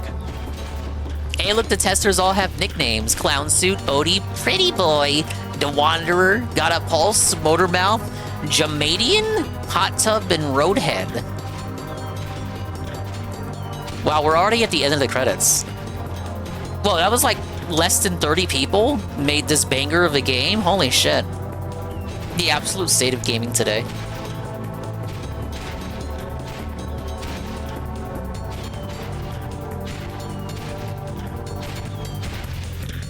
Okay, she was leaning on him. He didn't have his arm around Kira. It kind of looked like he had his arm around her.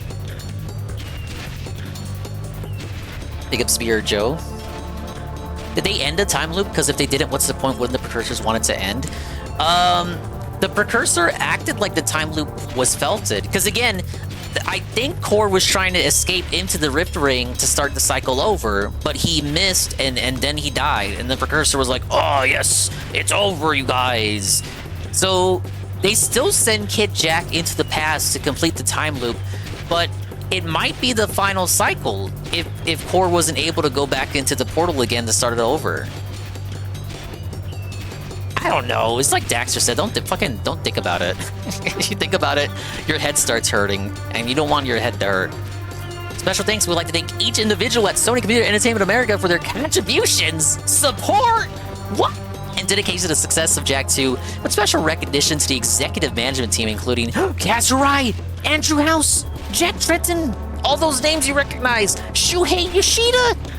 Whoa. Man, we're even including the people from the Japanese side of things.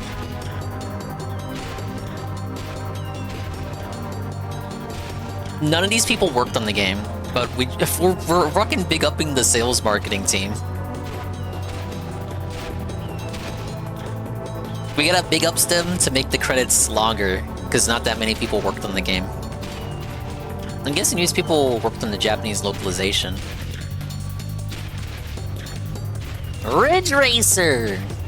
Ridge Racer! Yeah, Neil Cuckman's not here yet. You'll see him in the next game. But yeah, overall, yeah, Jak 2 is a good game. A great game, I would say, even. Lack of checkpoints, difficulty spikes, filler missions for sure to call out. You know, it's not perfect. The story makes my brain hurt when I think about it too hard. But it was a great attempt. It was actually a great effort. Again, it's about the commitment to the setting. They had the IP, they had the franchise, they didn't want to abandon the universe. They could have fucking wiped the slate clean and gone with a new, edgy IP after Jak 1. You know, after GTA 3 came out, they saw the shift in the game industry. They could have just made a new fucking franchise that was edgy from the get-go. But they didn't want to abandon the universe that they created. So they decided to do what they could to have a tonal shift, but maintain the universe, the world, the cast, the characters, the development, and they tried to justify it with the wacky little time travel plot. I think it works. I think it works. It works if you don't think about it too much. And it's not all edge. I really realized that as I replayed it. It is not all edge. It doesn't abandon the goofiness of the first game. And it's not all exclusively because of Daxter. Like, there are funny moments in the game that had happened, like, without Daxter's involvement.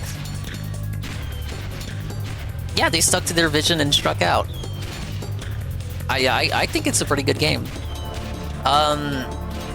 People like to say Jak 3 is better because, you know, it has more checkpoints. It's not as difficult, but I feel like people are more divisive over the story of that game than the story of this game. Like, the story of this game is confusing, but I don't think anyone would... I've never really seen people call it bad, whereas I've seen people be way more critical of Jak 3's story, even though it has better pacing because it has less filler. I really like the writing for Jak and his relationship with Daxter. I did too. I kind of... Look, making Jak talk and have a personality after the first game made him like a Link clone. It's another edgy, bold step for these guys, but I think they worked out. I like Jak's personality. He's a fucking jackass, but he's got a soft spot for his buddy Daxter. Alright, and just like I was saying last stream, this is a game that lets you continue after the final boss. Whoa, buddy. Haven City is saved, but for some reason, the Baron is still talking to us, even though he's no longer the one ruling.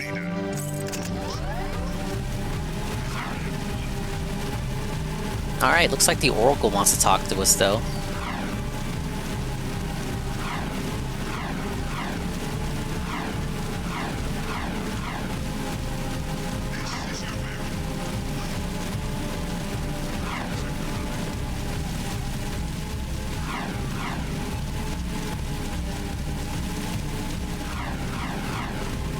I think for a lot of people, it's the excessiveness of the tonal whiplash at the start. Like, as soon as you get Jak breaking out of prison, and you get hit with the "I'm gonna kill Praxis" line, and then, you know, there's a lot about the intro that's like, I feel like that's as edgy as the game gets, you know?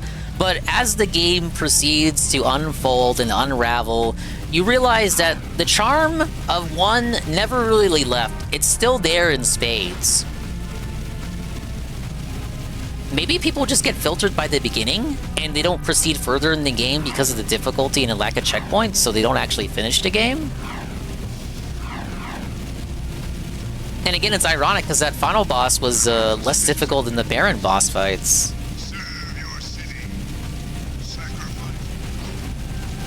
You gotta re-record the propaganda, that takes time. That's true.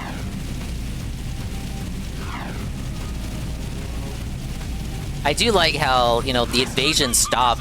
The invasion was stopped like a minute ago, and just all the metalheads are all magically gone. There's no stragglers of metalheads. They're just all instantly gone, felted out of the universe. Even though you boot up Jak 3 and it's like, oh no, the metalheads actually survived and persisted, and they took over a block of the city. We had to relinquish over to them. Look, again, just don't think about it. Don't think about it, just enjoy the game. Enjoy the game and the fact that it lets you continue after the final boss.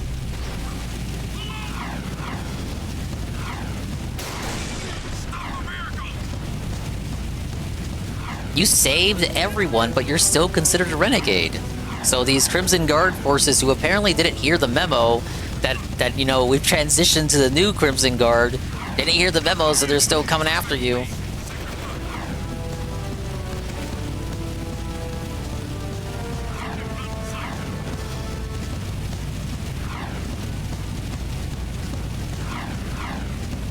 Yeah, there's just a few things with the narrative that I feel like did not pay off. Like, Core's reveal, like, the shit leading up to Core is very interesting, and his behavior and the hints that you get. But then when it's finally revealed, it's just like there's very little payoff. Like, someone who would have been paying attention to those signs, it kind of comes like, hey, yeah, you're right. Anyway, here's time for the final boss. And in everything with the Baron, you know, he has that gray morality. And it kind of makes you think, especially as he dies, it's like, okay, maybe he had good intentions, he just went about it the wrong way. But then he just fucking dies, and aside from revealing the Precursor Stone, he doesn't really have anything else. The way he jobs the core is honestly just pathetic. It ruins my my impression of him. The forces of evil are converging. Only by destroying their leader will we ever know true peace. We did do that. Made clear to you as the ending gives birth to the beginning in the great circle of time. The last dark power is yours. Dirk Giant, press L2 while in Dirk Jack mode. Oh my god. Neil Cuckman's precursors programmed this in like a day? What's wrong with Dirk Jack's head? What is this? This is so stupid!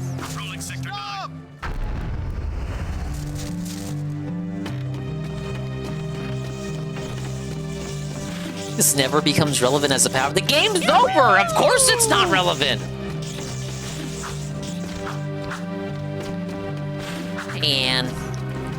Ann, you make me angry, Ann, I beat Jak 2. Jak 2 is done. Jak 2 is over. I just got done with my over the credits review. It's a good game, a great game. Naughty Dog took a giant risk in experimenting with the formula of the series. They were able to make a decent GTA clone for the kids who couldn't play GTA 3. Mama Dingus is like, we got GTA at home. And you know what? It's actually a pretty decent game. No, I could still, you know, criticize the checkpoints, the difficulty spikes, the missions that feel like complete and utter filler. But, no, I enjoyed my time with it, and I can't wait to start Jak 3.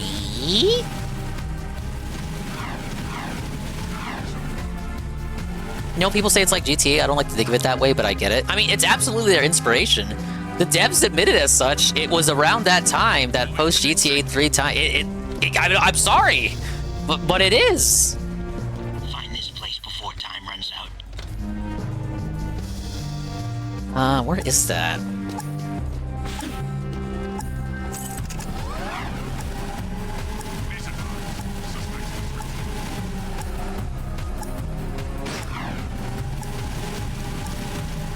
Seems like it's gonna be quite the drive.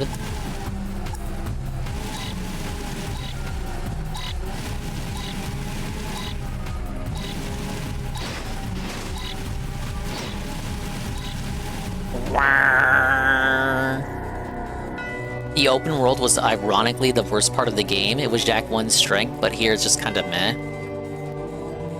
I like that they were able to maintain that, because that was Jak 1's strength, that it was Banjo-Kazooie with no loading screens of any kind. Not that Banjo-Kazooie had many loading screens, but you know what I mean. An interconnected world without any of Banjo-Kazooie's kind of fade in, fade out transitions as you walk from room to room. They maintain that here with Jak 2 as you go out to the various mission areas. I do appreciate that aspect of it. Okay. See if I can find that. And then... oh, I gotta watch the rap.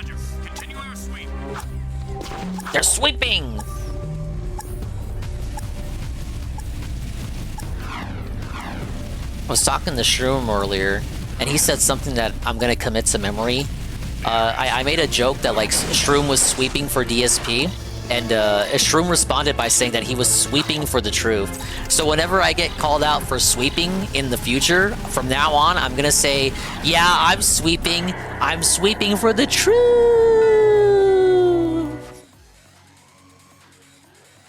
I've gotta watch the rap in all honesty, but I always watch the rap, except for the times when I don't. Anne must be hyped for the Arlo segment. You know, the story's over. It's time to watch videos. Rev up those fryers. It's time to watch the Muppet Man.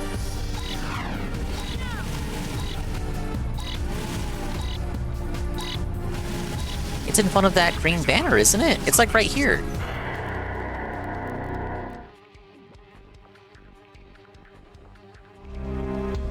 Yeah, look, it's right where that green sign is.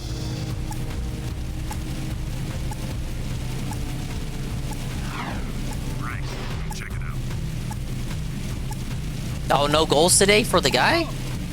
No! And it's not DK's fault.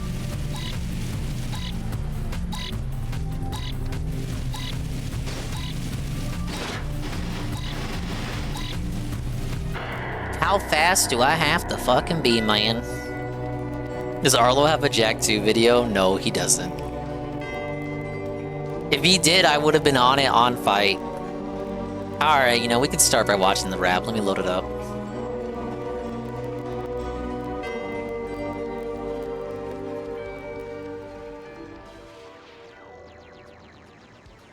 Let's open up the playlist too while I'm at it.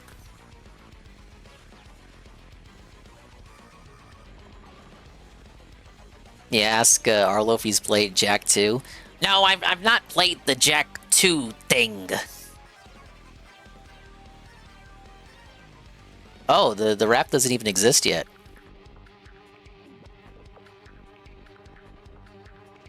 Dude, Ann was like talking to me as though the rap was already up and he watched it and he knew it wasn't worth it.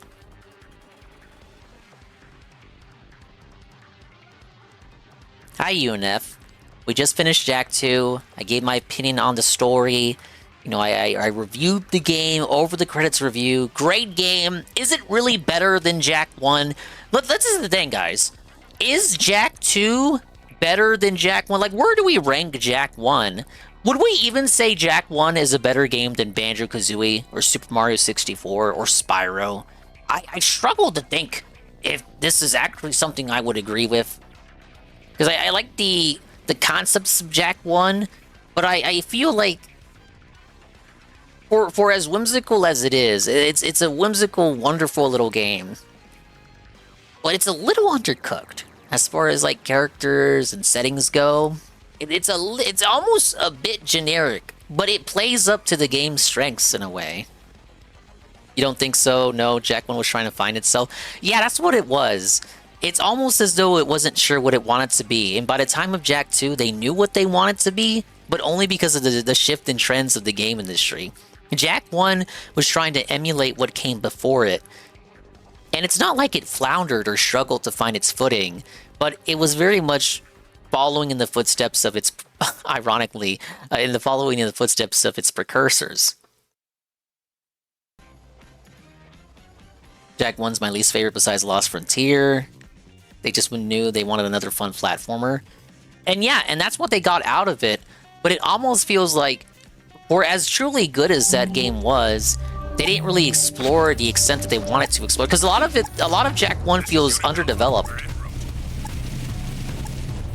Like, I won't say the game's unfinished, but more like the concept of the game was probably grander than what the final product entailed, you know? I'm still not gonna find it. Where the fuck is it? It's right where the sign is.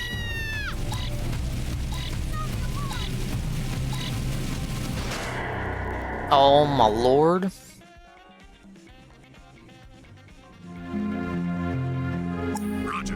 Daxter had the better mechanics and controls, but Daxter was by a different dev, and it was like fucking 5 years later.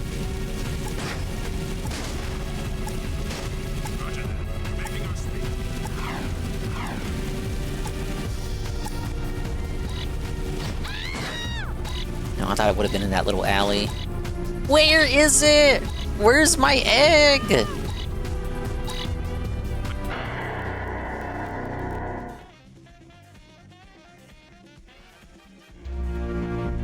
Am I just looking in the wrong area altogether?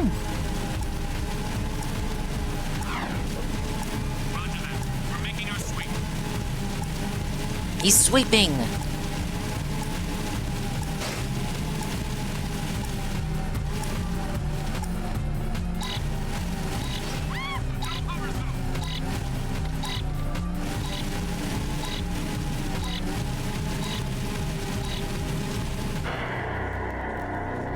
Maybe it's not even that sign. There's so many signs like that throughout the area, it's probably not even the right sign.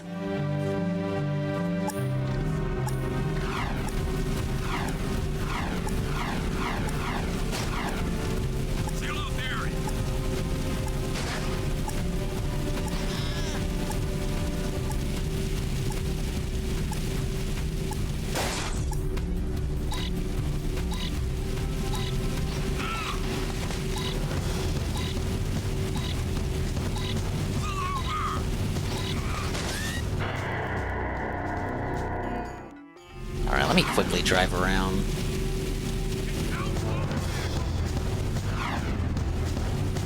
I gotta get my bearings, dude.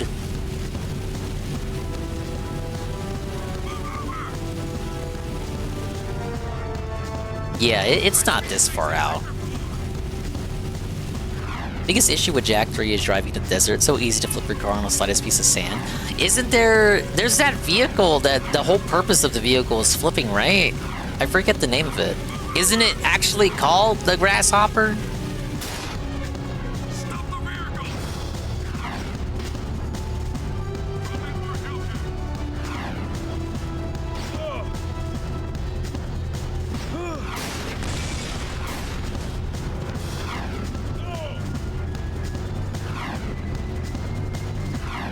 The Hopper? Oh, you don't remember. No, I wanted to get on your vehicle. No!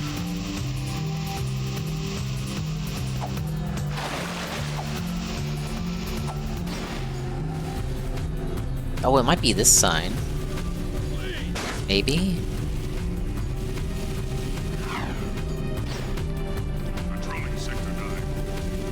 Oh god, there's so many signs just like the one I thought I was looking for. Ah!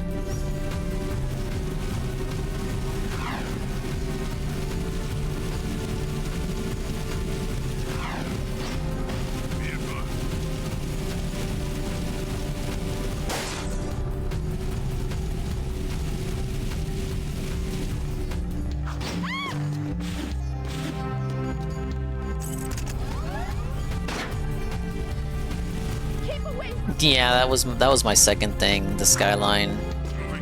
Okay, start the video. We're gonna do Nintendo is starting to actually fight eSlop. Whoa! eSlop, of course, being AI videos. You like your AI there, bud? No, don't you know me? You like this content. This is the content you sign up for.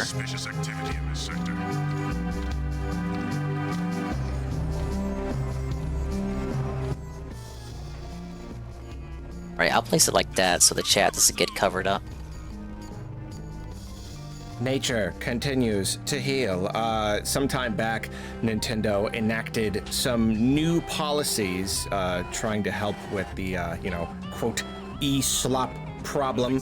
Just far too much horrible, awful, worthless junk on the eShop, which, has been a problem for quite some time now. It was always a problem, and then it has gotten worse in the last couple years with the rise and increased availability of generative AI. Now you have a lot of really just truly worthless stuff on the shop, and so it was nice to see that Nintendo had made some rather small yet still welcome changes. What was he doing there? That games are making displayed silly noises on the eShop. Visibility is now more based on the dollar amount of sales that a game has made rather than the number of times that it's downloaded. So, that's one way that people kind of game the system, is make their thing super duper cheap. So it gets a lot of downloads, so it really shows up high on the charts. So yeah, it was a very, very small thing. Yeah, Switch 1 eShop was really bad. And it seems that they are now taking even more steps to combat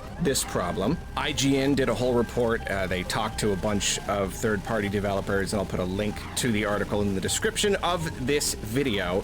But basically, there's a new little batch of guidelines that developers publishers rather, now have to follow to publish games on the eShop. First is a new policy about bundles, and one of the ways that people gamed the system on the eShop is by having their games included in just tons and tons of bundles, because then every time one of these bundles sells, then that counts as a sale for all of the games. You just tack on these little games onto bigger games, and it's another way to get the game seen. Well, now there is a limit on how many times a game can be bundled within a year. The maximum number of times a game can be bundled within Nintendo its first limiting year of developers. is 5. Cringe. So a game can only be part of 5 bundles within the first year, and then that number increases by 1 year by 1 for each year that the game is out.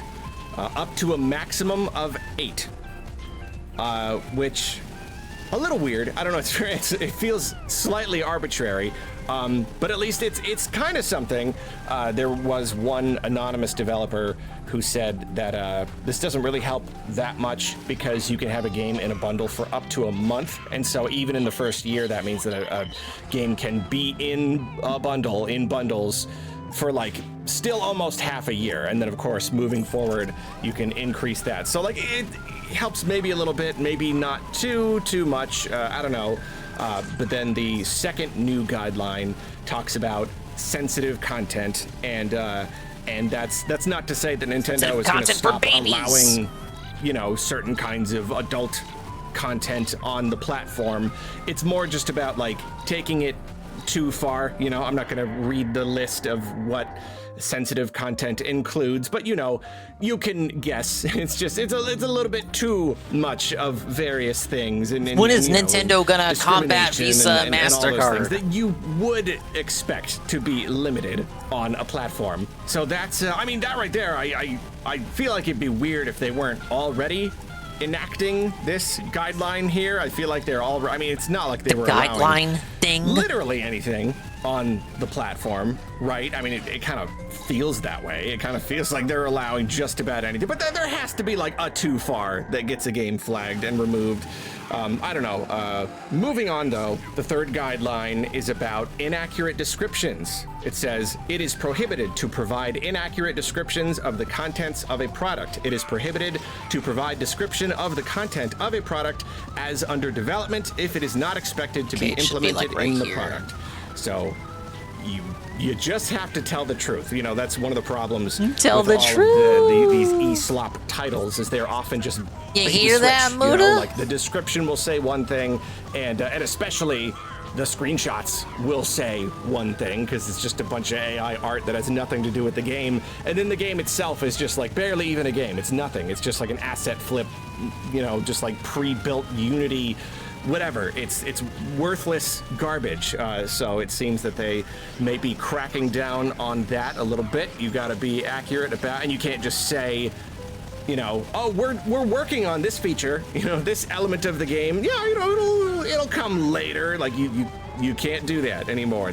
You've got to accurately describe the game as it is right now. And then the final new guideline, Nintendo is prohibiting any really big changes to a game once it is published. Like, you can't make any really drastic changes to the way that the game is, you know, except for, I assume, you know, updates, like actual real content updates. But you can't really change it or even, like, the title or anything like that unless you have a really good Love the reason. baby cartoon And music. It's from the new Mario Kart. Might make the game too different from the version on other platforms. I gotta have a feeling all the new really lo-fi music in the new Mario Kart like would be taken by slop tubers to use as background music. Game. So these are all pretty good changes. They're pretty all right. I got bad news though. I got really bad news. So far, these changes are only being made in regions of Asia. Not yet in other territories. I have so it doesn't matter to us at all yet. Why it would differ at all. This really does seem like the kind of policy you'd want to put out at like a company-wide level if you have decided Arlo that yes, exaggerating about a nothing burger is a problem. Then it's a problem everywhere to all of the living people who are playing these video games and using this platform. So yeah, I really don't know why these guidelines would only exist in certain territories. It could be that it just takes a little while to push some of this stuff through, and we will see these changes everywhere else in time. I don't really know. And as always, I will say that like it kind of feels like you wouldn't even need to like combat this through these guidelines if you just had a better like approval system. Yeah, again, it's weird to me that they don't have even just one person whose job is to just take the incoming games. I mean, like, sure, it's a lot, a lot of games hit the platform all the time, but like it's still a reasonable amount if you take it day by day. You know, like it's so Just easy. hire one person to police all the games for AI slop. And yeah, like how would you do that? You're not being heavy-handed.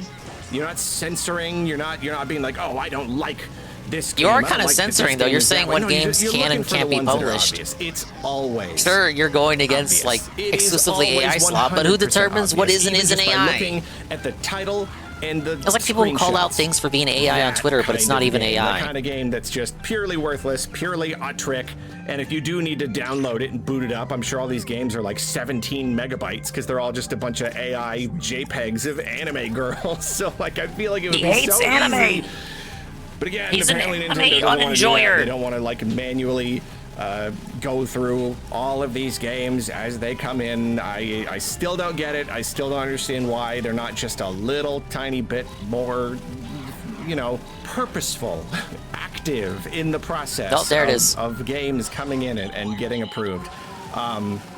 So yeah, I don't know. At this point, I think the floodgates have still not quite opened up yet for Switch 2. I mean, I guess it is true that if anything is backwards compatible. You're right, capitalization. As things become more automated, so will the job of determining what is AI. Automatons will determine what is automatically generated.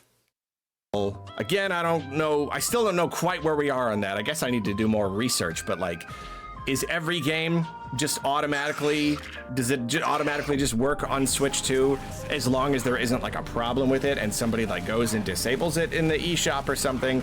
Not completely sure, but it does seem like there's still just about all the Switch 1 games are just kind of there on the Switch 2 eShop. So I don't know. Point is though, not a lot of Switch 2 dev kits are out there. So far, we don't have quite as many companies, quote unquote, creating Switch 2 exclusive games. For the most part, it's still just like Switch 1 stuff. But yeah, if it's all backwards compatible anyway, then maybe it doesn't even matter. It's all just still there, still clogging up the eShop.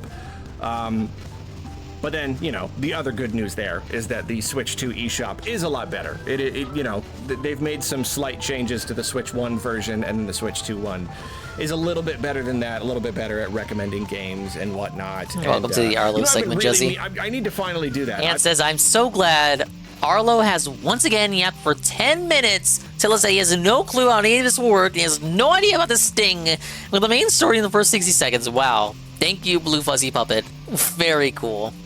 Yeah, that's a typical Arlo segment for you. I've been meaning to just do a video, literally just looking at the eShop. Just kind of marveling at how much better it is now, you know? Like just... Oh, I would enjoy that video. I don't know about you guys. Like, look at it! It works now! And, you know, there's a couple other, like, really good little changes, so I don't know. I feel like that's the kind of thing, you know, only a few million people have Switch 2s right now, so you might get some people who are looking to see how much better the new eShop is. Is that content? Is that something that I should do? Yes, please do that. Just will, my audience would love it. Something that I've been my audience would be hyped for that video. It's been on my list for a while. So anyway, yeah, it's good that Nintendo is kind of doing something, even if it's only kind of something, and only in some territories. What are the skating segments better, Spyro or Jack? Spyro. The rules. Wait, no, like, Jack. Nope, you made big changes, and the movement's more fluid. Does not represent what it says in the description, and it's got all of this sensitive content, totally breaks the rules. We're gonna have it removed. Yeah, Anne has a great description of this video, Astro. In Japan, but we'll let you publish it elsewhere. Like that doesn't seem likely. That doesn't seem likely to me. So yeah, don't really get it. But it is good. They're doing something.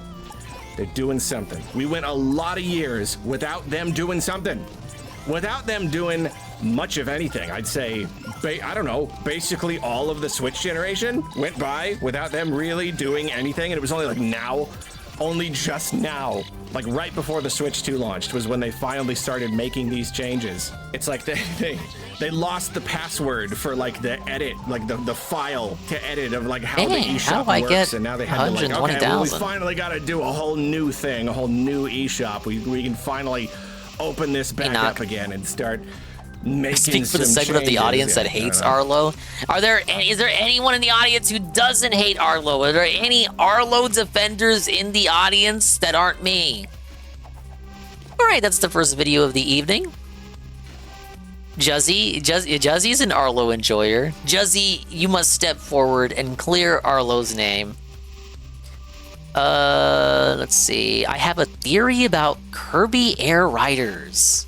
That's the Kirby Air Ride sequel. Out of all the games that were announced in the April Nintendo Direct, there were really a handful, kind of an unusually high number that The Schizo Theory fanfiction video coming up. Questions. You know, Nintendo confidently revealed them. ASCP. But now Identify yourself for execute. No, I want to genuinely hear from the Arlo defenders. We haven't really heard much more about them, and we haven't gotten release dates. The answer for the fake-ass Grover's crimes. Which only just a couple days ago got a new trailer, but still not a release date, even though they insist that it's coming this winter. And like, sure, it could. It absolutely could. You know, it's not like the biggest, hugest game in the world. Like, they really could announce that release date at any time, and they say winter. Okay, yeah, fine. It comes out in like November, December. It probably will. It's still just weird because then you have that, and then you have Metroid Prime 4, where obviously we've been waiting for this for such a long time, and again they've given us multiple trailers now. We've seen gameplay, and they've insisted that it's coming this year, and yet it's August. Okay, are you gonna give us a release date? Is it coming this year? Wait for the September first party direct. That something may be up with development, and it may get delayed again. I don't know. But then on top of that, so like that's already 2 games where it's like, where's the release date? This is a little bit weird. But then another game, a third game, is Kirby Air Riders, and in that case, it was always weird because like right now, it's getting weirder for those other games as the year goes on. But Kirby Air Riders was weird from the beginning. It was a little weird that they How was it weird? A teaser. Tell me how it was weird specifically. It's nothing but a teaser. It's a CG trailer. Stop with the no gameplay Well, whatsoever. it's not dead air. It's Stop with the rambling. Why is it weird? But Why? still insist that it's coming this year. It was already like, really? Like, is it really? No gameplay or anything, but it's gonna be out by the end of the year. I mean, like, sure, it seemed more likely at the time. But then now, even compared to those other 2 games, even more so, it's getting weirder and weirder because we haven't even gotten an actual trailer I was yet. close. We still don't even really know what the game is, you know? For a all sequel we know, to Kirby it can have Air a Ride. What are you completely talking about? different format than the other one. What's the scope of this game? We really have no idea, and now it's August, and we still haven't heard anything. Sakurai has given like 1 or 2 like he'll fucking show things about the game when he's like, ready. Oh, we're still working on it. Like Nintendo does still seem to be claiming that it is coming this year. And I have no doubt that like the video is Arlo is concerned there is no trailer about Kirby Air Ride 2. There'll probably be more on the game, and I guess maybe it's not. It's like he knows there's a trailer on the way, but is he supposed to imply like the game is secretly canceled or something, or it's having development trouble? That's only 3 months, so that still seems a little bit weird to me to give us the actual full reveal and then release it so soon after. But it is possible. But here's the thing, though. The point I'm trying to make is... What's the point? What is the point? I'm actually curious. Theory about what's going on with the game and what kind of game it might be, or at least like kind of the scope of the game. And I could be totally wrong here, obviously. Again, they could just give us a trailer, it's a full game, and it's got a December release date for a few months after September, and everything is normal. Or it does get delayed. That's still possible. Any of these games could end up getting delayed. He wants it to get delayed so he can make a slop video about it getting delayed. Idea, but it has been known to happen before. But just based on everything we know, yeah, I kind of have my own sort of theory about it, and I want to talk about it. What's the theory? We're halfway through the video. Because we have so little time left in the year, and because we know that generally Nintendo likes to reveal a game and then kind of reveal a game again. There's like steps in the marketing process. They give us gameplay, and then later they kind of flesh it out, and then you need time between that. Yeah, they do the basic reveal, then the full reveal, plus the deep dive, correct. Before you finally Go on. release it. Don't need to explain that to Nintendo fans. They know how the Nintendo marketing cycles work. Could end up being kind of a smaller to medium-sized game. You know, I wouldn't even be surprised if it ended up being a quote-unquote budget game, and with the Switch 2, he thinks it'll be a $20 eShop all game. Over the place. We don't even like, what does that even look like? You know, I've talked about this recently. Well, what even is that? On the original Switch, all the games were 60. Tears of the Kingdom was 70, and then a budget game was like 50. Not much less, but like whatever. There it is. So now in this age of $70 Switch games, where some are 80 apparently, is a budget game 60? Is it still 50? I really don't know. But yeah, I don't know. Something is telling me there's a chance that it's not gonna be a full price retail game. It could end up being something a bit on the smaller side, especially if it is a primarily multiplayer game. You know, maybe if it doesn't have like a lot of single player. I mean, I know Nintendo is not necessarily against releasing a game without much in the way of single player content, especially when it comes to some of their Mario sports games. I don't know, maybe they wouldn't be as confident with Kirby because he doesn't have quite the same like brand recognition as Mario. I don't really know. But I do think there's a chance. It could just kind of be something a little bit smaller, mainly multiplayer, not the kind of thing they're as confident. He wants it to be an online-only game, especially now that their games are coming in at $70 on average. But then, additionally, I think many of us were surprised to see Sakurai working with Nintendo again so soon, because he had been working on Smash for so long, and it almost seemed like he was kind of, I mean, you know, enjoying doing his own thing for a while. He had his YouTube channel, which as always was absolutely amazing, an incredible resource for game developers everywhere, and just super duper entertaining even for non-game developers such as myself. It's really great, and he gave so much to that, and he had talked about working on a game. He talked about he was working on some sort of project, and I don't know, it's always felt like he's been trying. I fell short again. Oh, man. Sorry, I was playing with a little, like, rubber band. I broke it. What? Sad. Oh, he plays with rubber bands while recording the video? I broke it. Oh, okay. Well, that's sad. I'm bummed out now. Anyway, it's probably better I'm not playing with that while I'm talking. Anyway, what were we talking about? Maybe I can fidget with, maybe this little plastic He's autistic. thing? No, nothing. He has to No fiddle with fidgeting. I rubber don't need to bands while fidget. recording the video. It seemed like he was really It's actually worse than iDubbbz need the music off in order to talk to his viewers. It kind of felt like he might want to kind of break away from Nintendo and do his own thing. So when he announced that he was He's got a little fidget spinner while he fucking records the video. Something that he wanted to do. It's obviously like a He's passion project autistic. for him. You know, he basically created Kirby, and it's him kind of coming back to the series.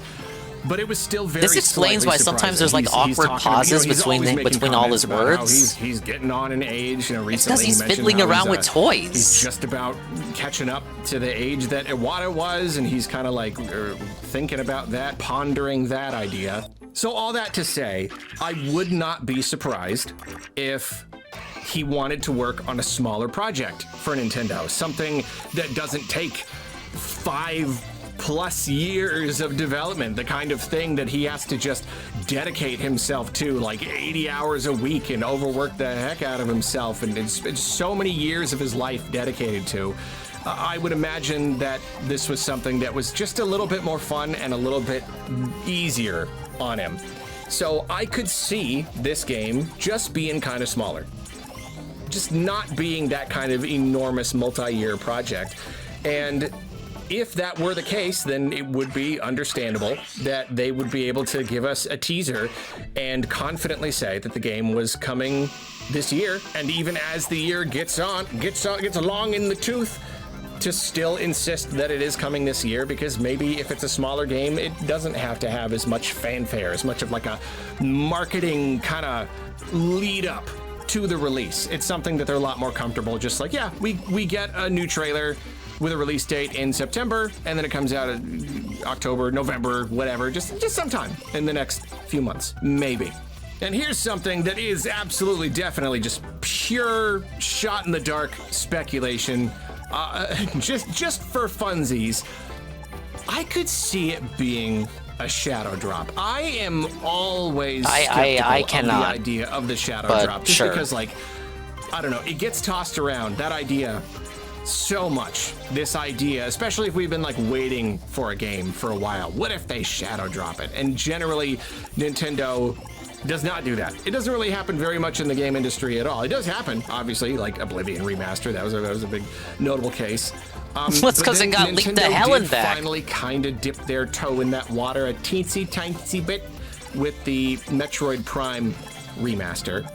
That was a shadow drop. And I guess I probably wouldn't even be having this conversation. That also got right now leaked to hell and back. Because that kind of like, I don't even want to say it opened the door. It cracked the door just the tiniest bit where like the latch is still like just barely not engaged, but like a stiff breeze will just close it again.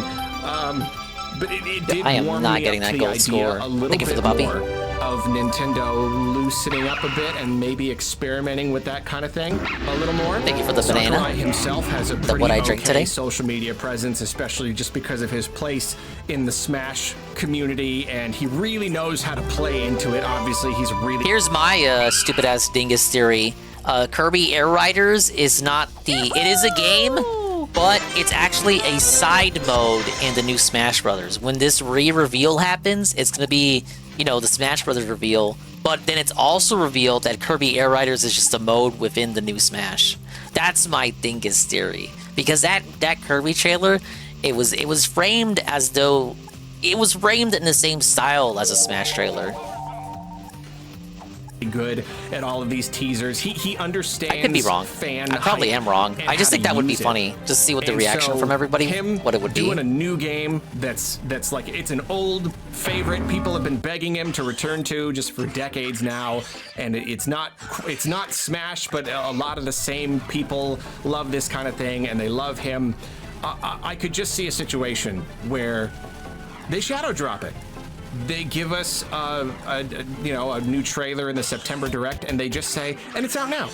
If it's a smaller project and it's mostly multiplayer, then they just do it because they know that in itself, and maybe even because they saw Oblivion Remastered or something, and they see that can kind of create this thing, and it plays into the spirit of Sakurai himself and just the whole internet community surrounding him. Do you know what I mean?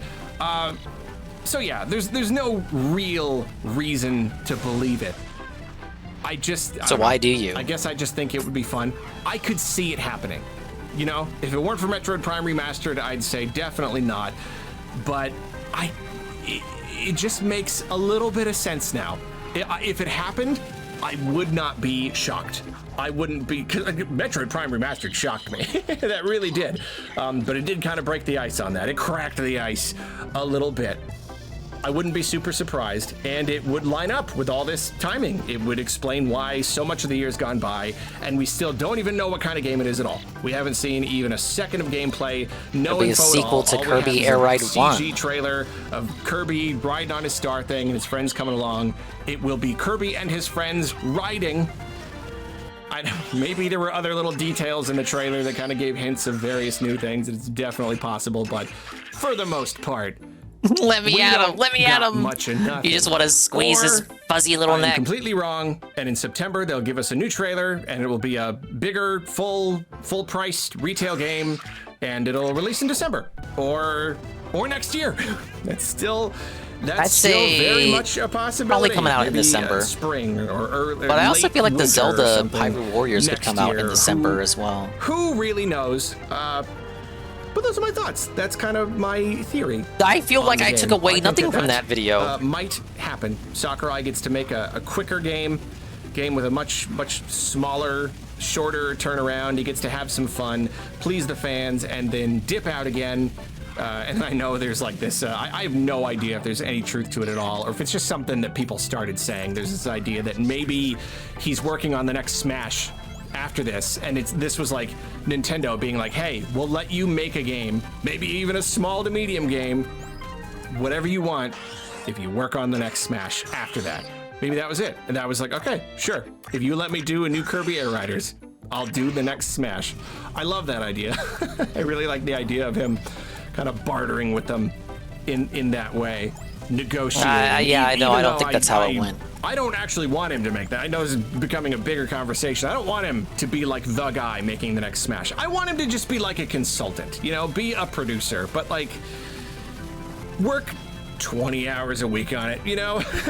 Like, dip in, be like a Miyamoto about it. Like, come to me to, like, try out mechanics and talk about ideas, and I can help you, set you on the right path. But you guys do all the real big, long, tedious work and all the balancing and all that stuff. Like, give the guy a break. He deserves it. Oh, and then one last thing to throw in there. Sorry. I mean, if he wants to make it, he wants to make it. Professional of me, but I forgot to mention that one more thing, kind of supporting the idea of Shadow Drop potentially, is that Kirby Air Riders has been rated in Saudi Arabia, and I know that doesn't mean like a whole lot. But sometimes well, we hate those damn Saudis. Like, what the? When a game gets rated, it means that it's kind of close to releasing. So I don't know. That's another little thing to consider. It is possible that it's starting to get rated because a release is actually imminent, and that would line up. If next month we get a direct and it's got a trailer and a shadow drop, then there you go. But yeah, I don't actually know. It's kind of the main idea of the video, huh? I don't actually know. But let me make a video about this game because we haven't had any news about it in a while to trick you into thinking that I have the scoop about it. Hey, we got more precursor orbs. Let me see if the rap is available. Rap, you make me angry, rap. Take a brief break from the Muppet. Is the rap up? It is. It was uploaded a while ago. Kind of forced you to watch that extra Arlo video for nothing. We could have been watching the rap this entire time. RoboCop is a disaster! Big CVS 2 games! Mega Man Marathon tomorrow! The Daily Wrap, August 7th, 2025.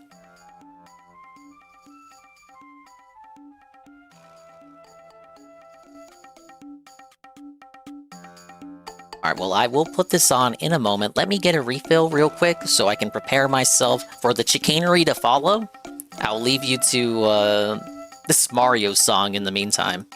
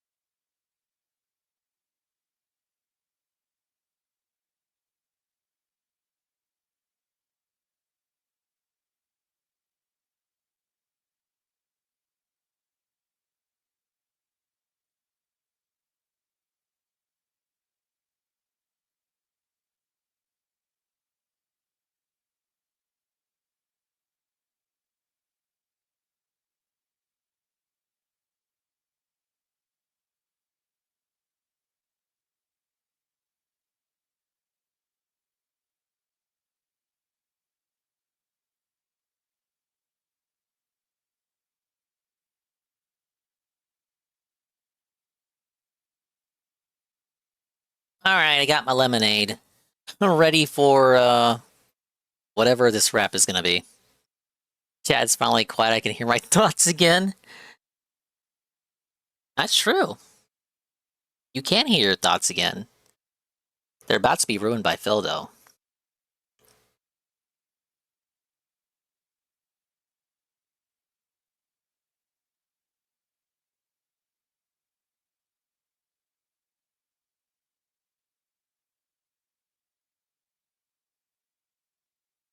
Good evening, everyone. Phil here, and welcome to the Daily Wrap for what was Thursday, the 7th of August, 2025. A day that I honestly wish went better, all right? Just to be transparent with all of you, I do feel That's like like it every went day better, for but I him. think it was kind of out of our control. And when I say that, what I mean is, today, sadly, the first game that we had selected to play ended up not working. And I don't mean it doesn't work as a game. Man, he looks real greasy today. A game, but it just so utterly sloppy. Bugs.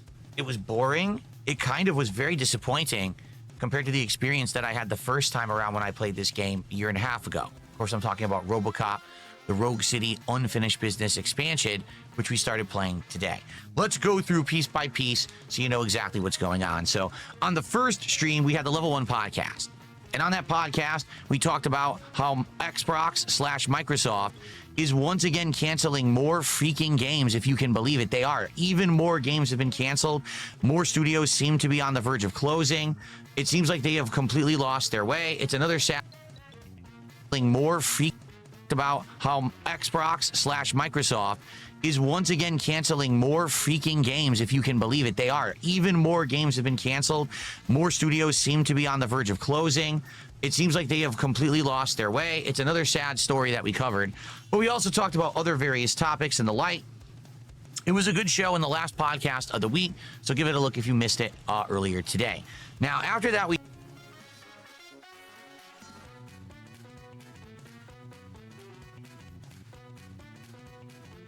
jumped into RoboCop Rogue City Unfinished Business on PC, because now I'm a PC gamer. Oh, I was muted.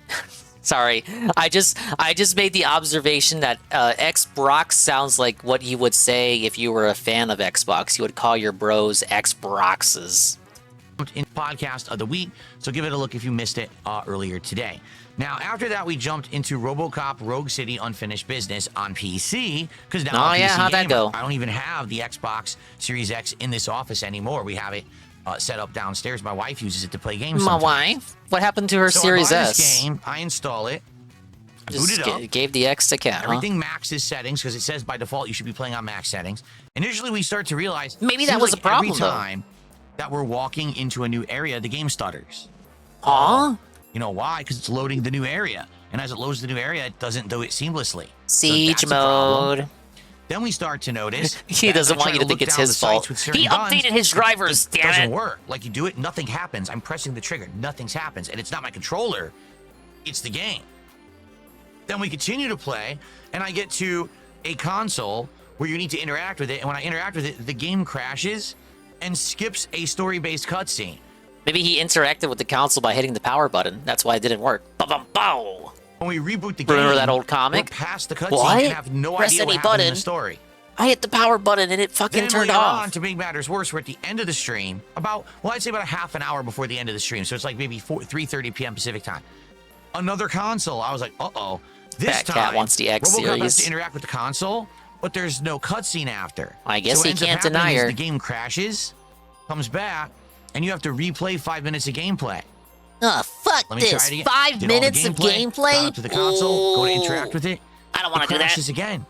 The game has hard The locked game itself. crashed. It It just glitched. It crashed. Crashing. I don't know what it is that when he interacts with the console, the game crashes. But the weird part is, the reason I got this expansion is because people had played it on console. They had played it on Xbox and on PlayStation and told me that it was good. He originally played the game on console, so why didn't he just play the expansion on console? Why play the expansion on PC? Maybe that was your first problem. Guess what? Apparently Hey, on Hated Army. PC, it is an actual buggy mess. You didn't to do make your matters research? Even worse, just to be abundantly Game journalist, by the way. transparent here, it's exactly the same as Rogue City. Meaning, Same complaint as DK, but if you give him variety, he talks about how it has nothing to do with the rest of the game. So you can't fucking win with this dude. I swear, it's like the third day in the row I've made that observation, but it continues to be true, so I'm gonna hammer it in into your fucking soul. I'm gonna hammer it in until your soul remembers it, until it's stored within the annals of your memory. I will make this point over and over. Like, it just... If you change the game to the point where it's just not even the same game anymore, he's gonna complain. You know how I know this? When he played Zelda 2, he was upset it wasn't like Zelda 1. What else? Fucking... There was one other game where it was like so much different. Tears of the Kingdom, when it became Fortnite. Fucking Minecraft, Banjo-Kazooie, nuts and bolts, building shit. He complained it was too different from the 3D Zeldas that came before it. There's nothing new. So far, 2 hours in, there's no new guns. There's no new attacks. There's no new upgrades. It's the same upgrade tree. It's the same exact gameplay loop. It's exactly the same. So Dude, he's gonna play like 3 Mega Man games tomorrow that are all like... If they were released today, they would just be like level packs. You know? Mega Man 4, 5, and 6? When he wants to talk about how like sequels don't innovate and it's just the same gameplay. Hey, don't fix what isn't broken. If you really liked RoboCop Rogue City and you were wanting more, this is a way to get another 10, 15 hours of RoboCop. He stole this critique from someone in his chat. Someone in his chat told him, this expansion feels as though the original game didn't end and you just had 15 more hours to play through, or something to that effect. He just stole it and repackaged it for his rap. Exactly the same as the first game. Yeah, it's almost like it's an it's almost like that's the point of an expansion, to just give you more content to play around with. But honestly, I'm not shocked at this. The audience today was like, this is kind of not that good. We already saw this when you played the game originally. This is kind of a letdown. And what the hell did they want it to be? What did they want it to be? What did they want it to be? 2 years later, after. You want new gameplay elements, new challenges, not the same thing again. Imagine if, when Shadow of the Erd Tree released for Elden Ring, it was exactly the same gameplay loop as the original game. No new weapons, no new classes, nothing new, just keep... I've not played Elden Ring. Maybe someone can enlighten me. Shadow of the Erd Tree was an expansion, but it actually changed up the gameplay loop so much it was basically a completely whole different experience of a game. Now, apparently I've heard this is in fact the case, and Shadow of the Erd Tree is like the greatest DLC of all time. Killing generic enemies and going through legacy dungeons and nothing added at all. It was the opposite. If you remember, Shadow of the Erd Tree had tons of new weapons, giant new bosses, maneuverability things, all new... He hated this shit when he played Shadow of the Erd Tree. If I remember correctly, when he played Shadow of the Erd Tree, he hated the giants. So, this has none of that. So, I was like, So, basically, we ended that gameplay session at 3:30, and I said, let's just hang out for like a half an hour, and we did. By the end of the stream, I want to say... I had raised maybe $70. I think it was 70 on the nose. I think it was $70. Better than DK. Obviously not even halfway to my support goal. People were upset because they thought it was going to be better. And I can't even play if I wanted to because the game locked itself. So it was a disaster. A disaster not of my own doing, but that the game sucks on PC. That's really ridiculous. You would think a game like RoboCop Rogue City would actually be optimized more for a PC audience because it seems like that's more of the centric audience for the game, but apparently not. Apparently that's you reading too into it on a PC. Maybe it's the case. So we ended that stream at 97 goals still. Tonight was forced Thursday exploration. Fights. That's what he would call Donkey Kong. Meaning it wasn't Friday night, but we were still gonna do throwback Capcom versus SNK 2 on the stream. All right, let's hear how this did. So I started off playing on PC because last couple times I had played on PS5, I wanted to level up both accounts equally. We had hit Super Diamond, so I wanted to go back to PC and get wins and try to get to Super Diamond over there. So I go over, and first of all, my friend Tony from Connecticut, my old friend from back home, actually wanted to do another challenge set tonight. And I said, sure, why not? I'm not like LTG. I'm not going to charge you $5,000 or make you send me workout videos because I'm gay or something. Why do we... Do I even need this? Why is he still A-logging this dude? His own trolls don't A-log him this much. And why is it... You notice, look. Why is all his rhetoric and commentary around Dale around the fact that he's gay? It may or may not even be true. Even if it is true, why is he laser focusing on this? Like he's the epitome of masculinity? LTG could be the gayest, blackest motherfucker ever. But what difference does it make? Imagine you get beaten by Dale in a fighting game, Phil. Wow, you got felted in a fighting game by what you claim to be is the gayest, blackest, peanut buttery complexionist motherfucker that there ever was. Hey, Jamsies. Of course, Jamsies speaks up for this segment. What do you think of this? I told you they were fighting. You didn't believe me. Actually wanted to do another challenge set tonight, and I said, sure, why not? I'm not like LTG. I'm not going to charge you $5,000 or make you send me workout videos because I'm gay or something, you know, we could just do it. It'll be a fun. It's literally just two men over 40 calling each other gay online because that was like the insult. That was the insult back in the 90s when they both grew up. It is massive unk on unk energy. Like being a gay teenager in the 90s was like the worst thing ever for these two. So it's like it's the insult to sling at each other. To do again. LTG linked the DMs, JMZs. I can read them. Remember, we had done a challenge set when the game had first come out, and he had whooped my butt. Then we had done a challenge set after that, maybe about a month ago, and it was fairly matched. I did like narrowly beat him, but it was a pretty good match, pretty evenly paced. So this time around now, I've been playing it more. I'm like, gee, how will I do? Well, honestly, this time I actually did a little better. I think he did beat me once or twice, but I can't remember how many times. Yeah, we'll read these. It'll be good for GMZ. She doesn't know. Mostly in my favor this time, likely because I've been playing a heck of a lot more than him. Does he think Duty and Tevin are gay too? He's Probably. really good with K-Groove, but couldn't get his Just Defense to come out because of the lag. It was laggy. So it is what it is. But then, this was disappointing. I couldn't find anyone else on PC at all. Like I was searching. No one was coming up to play on PC. I was like, damn, that really stinks. Obviously, you want to be able to fight people on the each version. Is I'm calling another grown-ass man gay when I'm 43. I need to if I played it on the like a Friday night, I probably would have found someone, but it's a Thursday night tonight because I have a marathon tomorrow, right? So we had to switch over to PlayStation 5, and when I went over to PS5, He might get in touch with Rich. It was just more of the same. He's too fat to make use of his people own rope. who literally are ranked, high Okay, that's ranks, a bit and dark. they don't know how to play I the game. apologize. They actually don't understand combos, don't know how to hit. All they do is roll and mash buttons. So they roll and throw, roll and mash jab, roll super, roll uppercut. It's the worst thing you can do. It shows you're a scrub. Because when you're playing this game online, it drops your inputs and All right, I'm messes gonna up save your the timing. DMs So right you're now. supposed to, We'll in read the them. actual game of Capcom versus SNK 2, punish every single Oh, time you someone saw it? rolls and it I'll doesn't read go them through your anyway. move. Most people in competitive tournament play do not roll often. And they'll do it every once in a while when it's strategically timed. They never just roll move. But online, these scrubs do it all the time, and it works because the online play lags. That's sad. So you're degrading the overall gameplay of the game and making it look like a shitty game for scrubs just because you want to abuse lag to win at any means necessary and get wins, right? So I did beat a bunch of them. Some of them, they frustrated me. I was like one match and they would scrub it out at the end. I said, fuck you. I'm not going to rematch you because you're fucking cheating and Fuck lag. you. I'm not going to Overall, rematch you. Leveled up a lot. In fact, the final set, once again, was a set against King Crimson, one of my viewers. And it went back and forth. He was beating me up with both his Nakaruru and his Athena, but I was trying to play better and actually was getting him a lot. So I earned a ton of points. He's actually a Grandmaster, and I earned a ton of points tonight playing him. So basically now I think like we're in position with another stream on PS5. I might actually hit like Ultra Diamond now, okay? But that sucks because I wanted to have both the PC and the PS5 versions available. All right, I get a good it seems song like for I'm not this finding that DM many reading people on segment. PC. Eventually, I might have to actually drop the PC version, which really stinks. I hope not, but we'll see.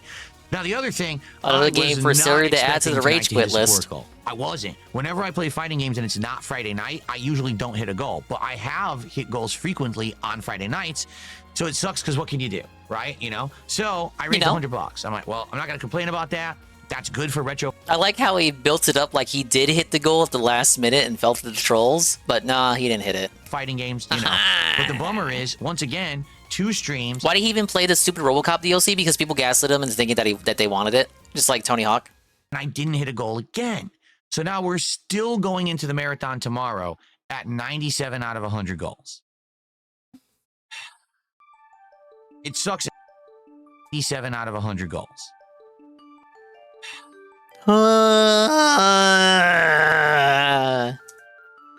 It sucks, and here's why.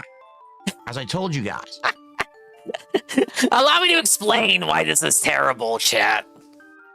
If we hit 100 goals tomorrow, I'm going to order. People asked for Battlefield Beta when he turned off RoboCop, after it stopped working, so he could do Q&A. People asked for Battlefield, like he could buy it right away and start playing the closed beta. He's like, no, we're not going to do that. No, who cares? Food from a local restaurant called Claim Jumper. It's a restaurant I've been to many times and I really like, but I'm going to order things I never had before. They have everything. They have sandwiches. They have salads. They have big, interesting appetizers. They have homemade pizzas. They hand toss and bake in their oven right there. They've got pasta. They've got steak, but I'm not going to order a steak. They have some seafood. They have a good variety of stuff. So I was thinking of ordering 1 or 2 things and actually like showing you what it was, you know, just like usual for DSP Tries It. But now we're 3 goals away. But why? It's been a weird week. Some streams, I hit 2 to 3 goals on a stream. The GTA stream last night, almost 3 goals hit in one stream. And then other days, I can't hit goals at all. It really is a weird mix right now. It is. I feel like certain games you're telling me it's not Donkey Kong's fault? fault? Support, and other games not so much, right? Oh, Death it's one of the Stranding 2, DMs. doing consistently good. Don't look at that. Minecraft, It's not ready yet. doing consistently good. American Truck Sim, doing consistently good. But then you got Donkey Kong Bonanza that everyone got tired of. That tanked, right? Ludo, I never was expecting to hit a goal, you know? So, So why'd you play it? It's I just thought a you weird ran a business. situation. A whole week has passed and we didn't hit 10 goals, but it's not like I didn't get support this week. I absolutely He listed more games that performed well than games that performed bad. He only had 2 games like listed that he could concretely say did bad, and it's because the game was boring. did, okay? So here's the deal for tomorrow. Tomorrow is Mega Man Marathon Part 2. This means that all day tomorrow, I'll be playing Classic Mega Man 4, 5, and 6 via the Mega Man Legacy Collection on PC. My goal is to try to get through all 3 games. I don't know if I will. Thank you, Because everyone, back for that. in January, when we did Mega Man Appreciate Marathon it. 1, thank you. I was thinking, oh, I'm going to breeze through Mega Man 1, 2, and 3. But dude, number 1, me being inebriated because I drink during these marathons, and number 2, He me wasn't that having drunk. barely ever played Mega Man 1. Dude, it took forever. It took me like over 3 hours to beat Mega Man 1. So I don't know how long it's going to take me to get through these games tomorrow. Plus, the bummer here is I've only played Mega Man 4 more than once. I owned it back in the day. Mega Man 5 and 6 I've only played once ever, and it was like 13 years ago. So I don't remember them. So I'm going to need your help to know what's the No, weakness it's of the basically a new boss, and what playthrough. order do I fight the bosses, and is there any secrets I need Oh to know? my I god, need your help. hold handhold. Walk him let's see through how it. goes. Fuck But tomorrow that. will be a fun marathon. For every $100 of support raised tomorrow, I'm going to take a shot, and you guys get to pick the shots. But here's the thing. I want to do DSP Tries It tomorrow, but we got to hit the goals.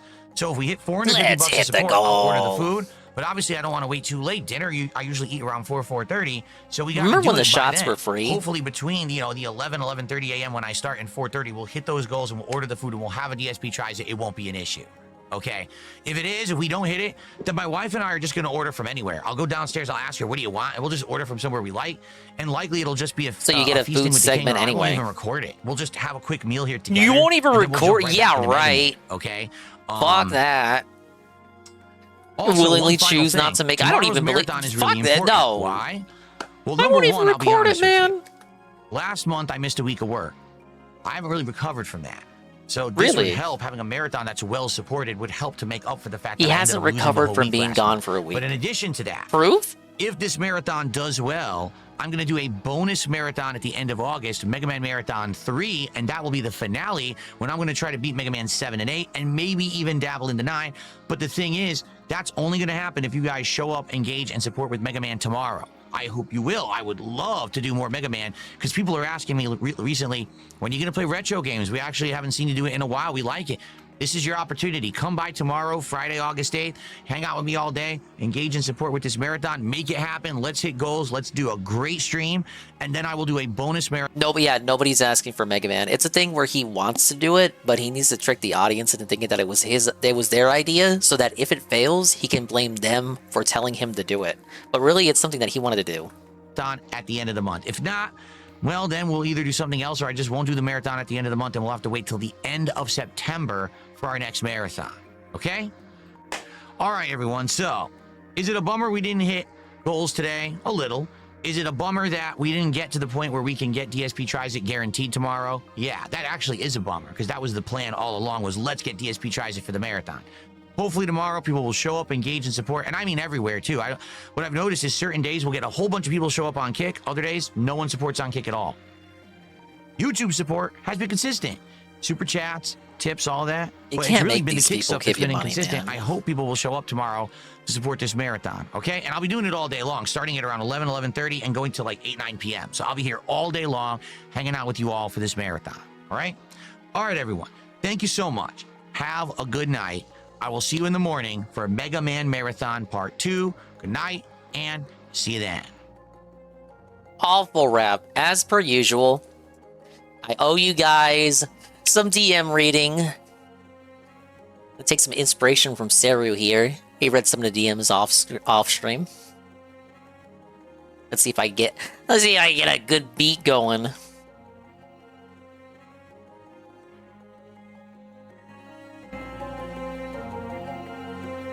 If he gets over 1K, surely he would skip the marathon. Nah. No, he's a really big Mega Man fan. Why would he skip He wants to play the Mega Man games. This is his excuse to play Mega Man, bro. Alright, let's see these DMs for what they are. Where is that music track? It should be right here. It is. Don't think about that song title. It's some stock song. I don't know what the actual stock song is, but I know what scene of this one show I watched a long time ago. I know that scene.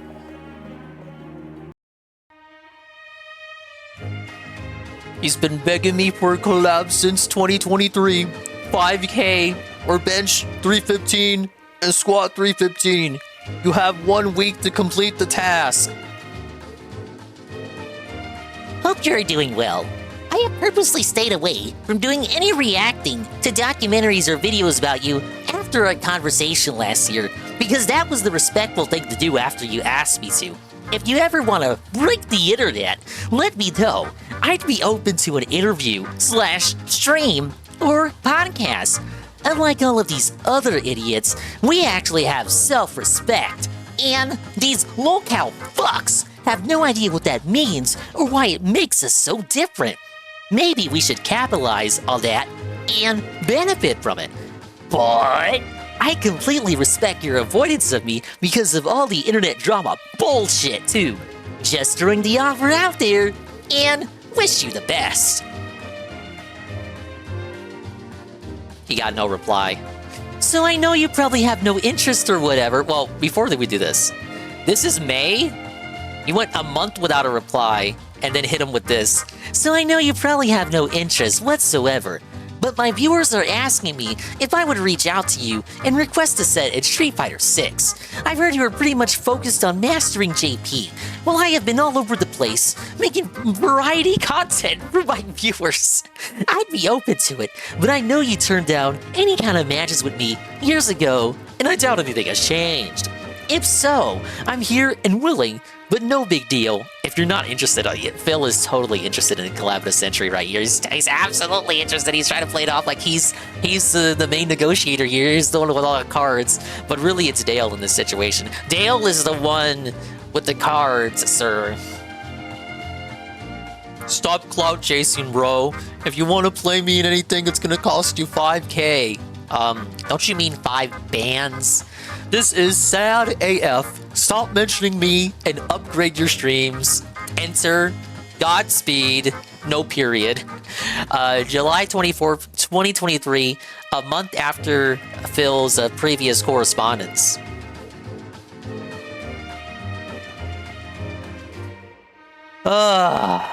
Alright, and Dale continues.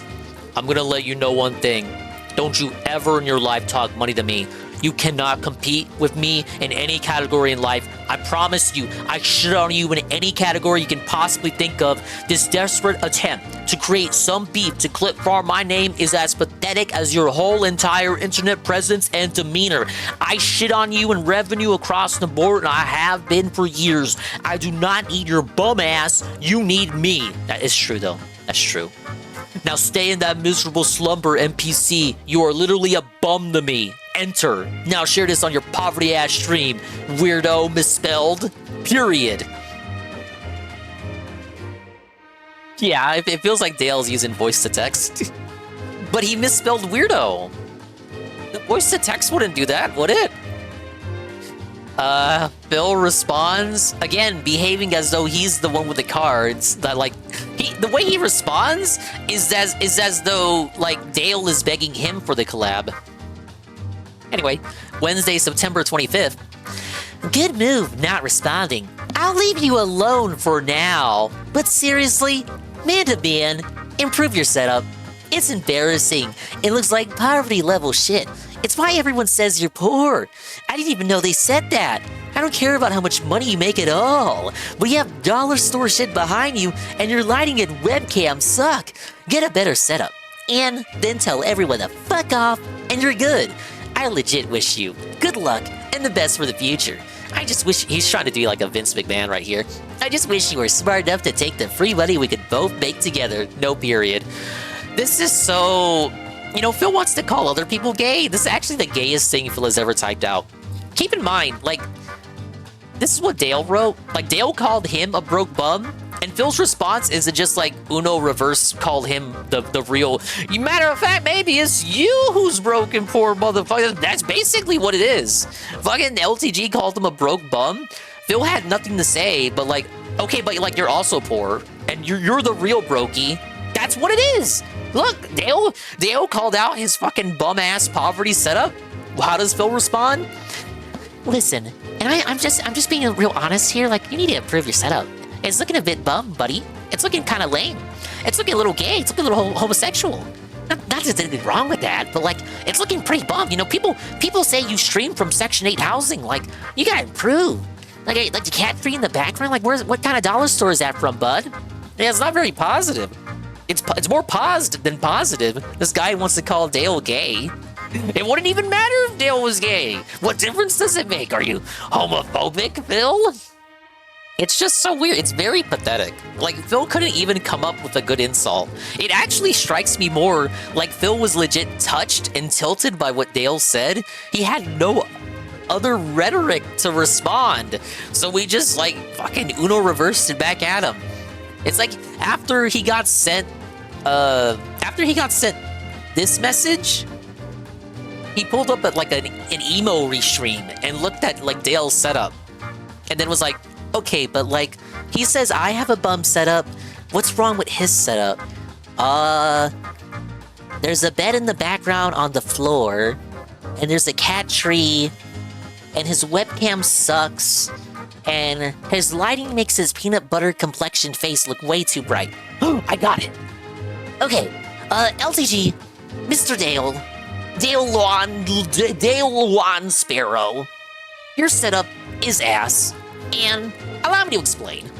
Well, number one, you have bad lighting. Let's be honest, the lighting makes you look too light. We know you're gay and black. Let's stop trying to make ourselves appear lighter than we actually are. Like, you should embrace... Okay, I'm going a bit too far. That's probably not the message that Phil was trying to get across was by saying the lighting sucks. Number two, you need to improve your webcam, man. The webcam's pretty bad. Now, I got a dingus theory about the webcam. Look at the webcam here in his message. Webcam is capitalized. I think webcam is capitalized because Phil was shopping for a webcam. And when he was typing this out, it auto-corrected to capitalize the W in webcam. Yup, Phil was shopping for a webcam on his phone, on Amazon, and the autocorrect remembered that. So when he was typing to a grown man at 2 in the morning, it remembered to capitalize it. So you know what this tells me? As Phil is telling LTG, as he's telling Dale that he's gay and black and needs to improve his sexy, Phil was simultaneously attempting to improve his own sexy by allegedly looking for a new webcam. This is the dingus theory, the schizo dingus theory. Phil was trying to work on his sexy as he was telling another grown, equally 40-year-old man who the only difference between him and Phil is that one is black and one isn't black. He was telling another grown man to improve his sexy as he was trying to improve his own sexy. Dingus is saying what Dave is thinking when he calls Dale gay. Yes. Hey, Kapathic. Little Ostrava. Why are men thinking about each other at 3 a.m.? They're star-crossed lovers. This is all this is. They are star-crossed. Now, Phil is absolutely Phil is the aggressor here. Yeah, Dale really just wants to be left alone. I looked at the replies for this tweet. This one. I looked at the replies to this. Now, maybe there have been more negative replies since then, but when I looked at this around 1 p.m. when it was first posted, everyone was on Dale's side. And, like, Dale has his own faction, his own sector of trolls, as like completely outside of this sector of the vortex, as it were. I don't even like calling it that, but you know, for me to call it that, just so you know what I'm talking about. He has his own fucking alley of people who don't like him. The replies were full of people siding with him. People look at this situation organically and accept that for all of LTG's faults and alleged follies, the stuff that people have dug up about him, they still recognize that he's the victim here. He's the victim. He's the victim of the Gout Father, trying to fucking shake him down for a few sets in Street Fighter 6. As though Dale would even really play and try to play the game if they were to actually make it happen. Imagine Kino forks over the 5K, fucking Phil and Dale step up to the plate to play a few sets, and Dale just doesn't pick up the controller. Yeah, I said it was 5 bands to play me. It's actually 10 bands for me to pick up the controller. Yes! That's what I'm saying. How do you make LTG be the better man? It's literally Mario Party. Luigi wins by doing absolutely nothing. Now, Dale is not a winner. Dale has his own problems. Jamsies can tell you. But, like, LTG is the victor of this sole scenario by doing absolutely nothing beyond calling him a broke poverty bum with fucking Burt Reynolds looking ass face.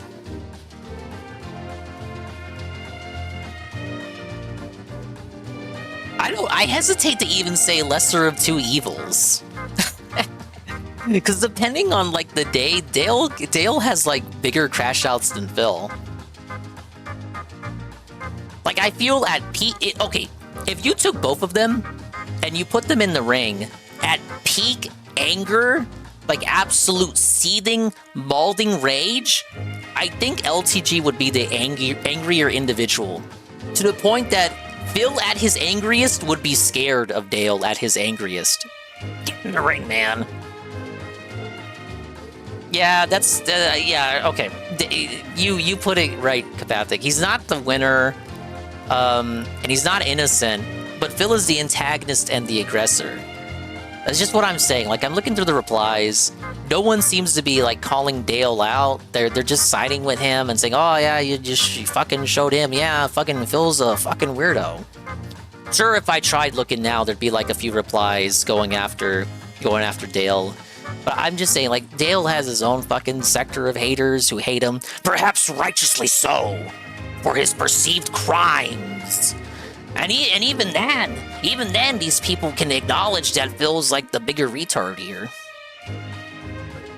Dale is actually a menace to society. Dave is just a scabbard of people with disabilities. Yeah, Dale goes outside more often than Phil. This is the thing. It's about how destructive you are to the people around you. Are you just destructive to yourself like Cobra? Or are you destructive to the people around you like Ralph? Hey, Dino Nuggies lover, how are you? I'm doing great. Thank you for asking. I'm litigating some drama right now, so don't be worried if you're confused. Anyway, yeah, that's what went down today. We do have a reply from the guy, so, you know, it'd be remiss of me to end this little charade without looking up what he was talking about earlier. Let's see. Phil actually brings up a semi-decent point when he says this.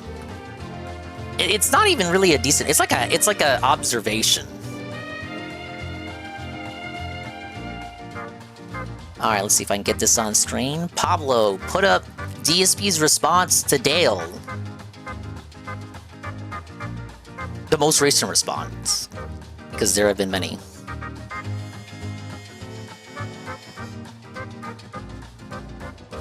Alright, here it is.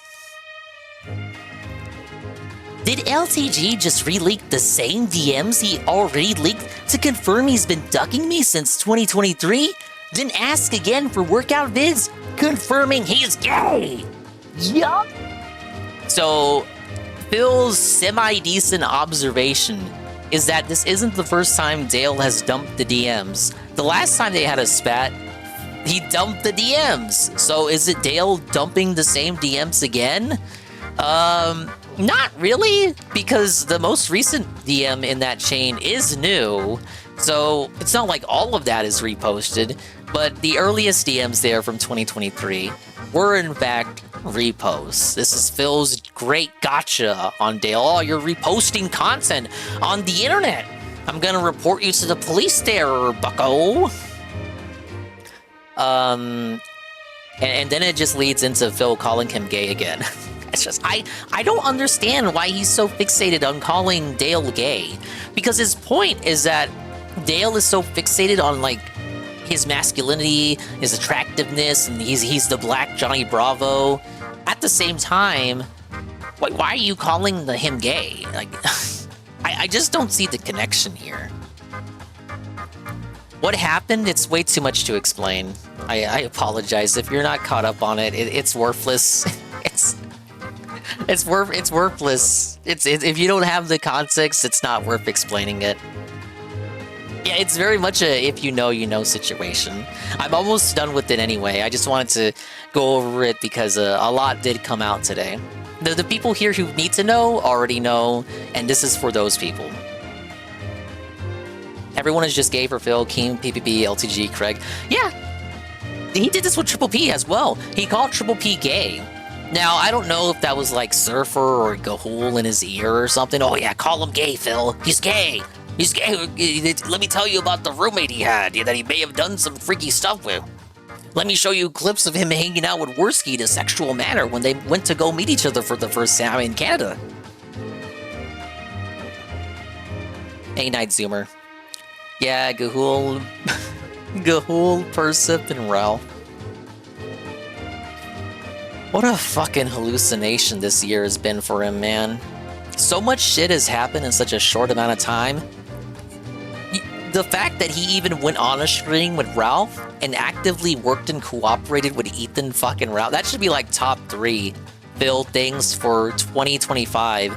And at this rate, with the way things are going, it probably won't even crack top 10. That's how bad things have gotten.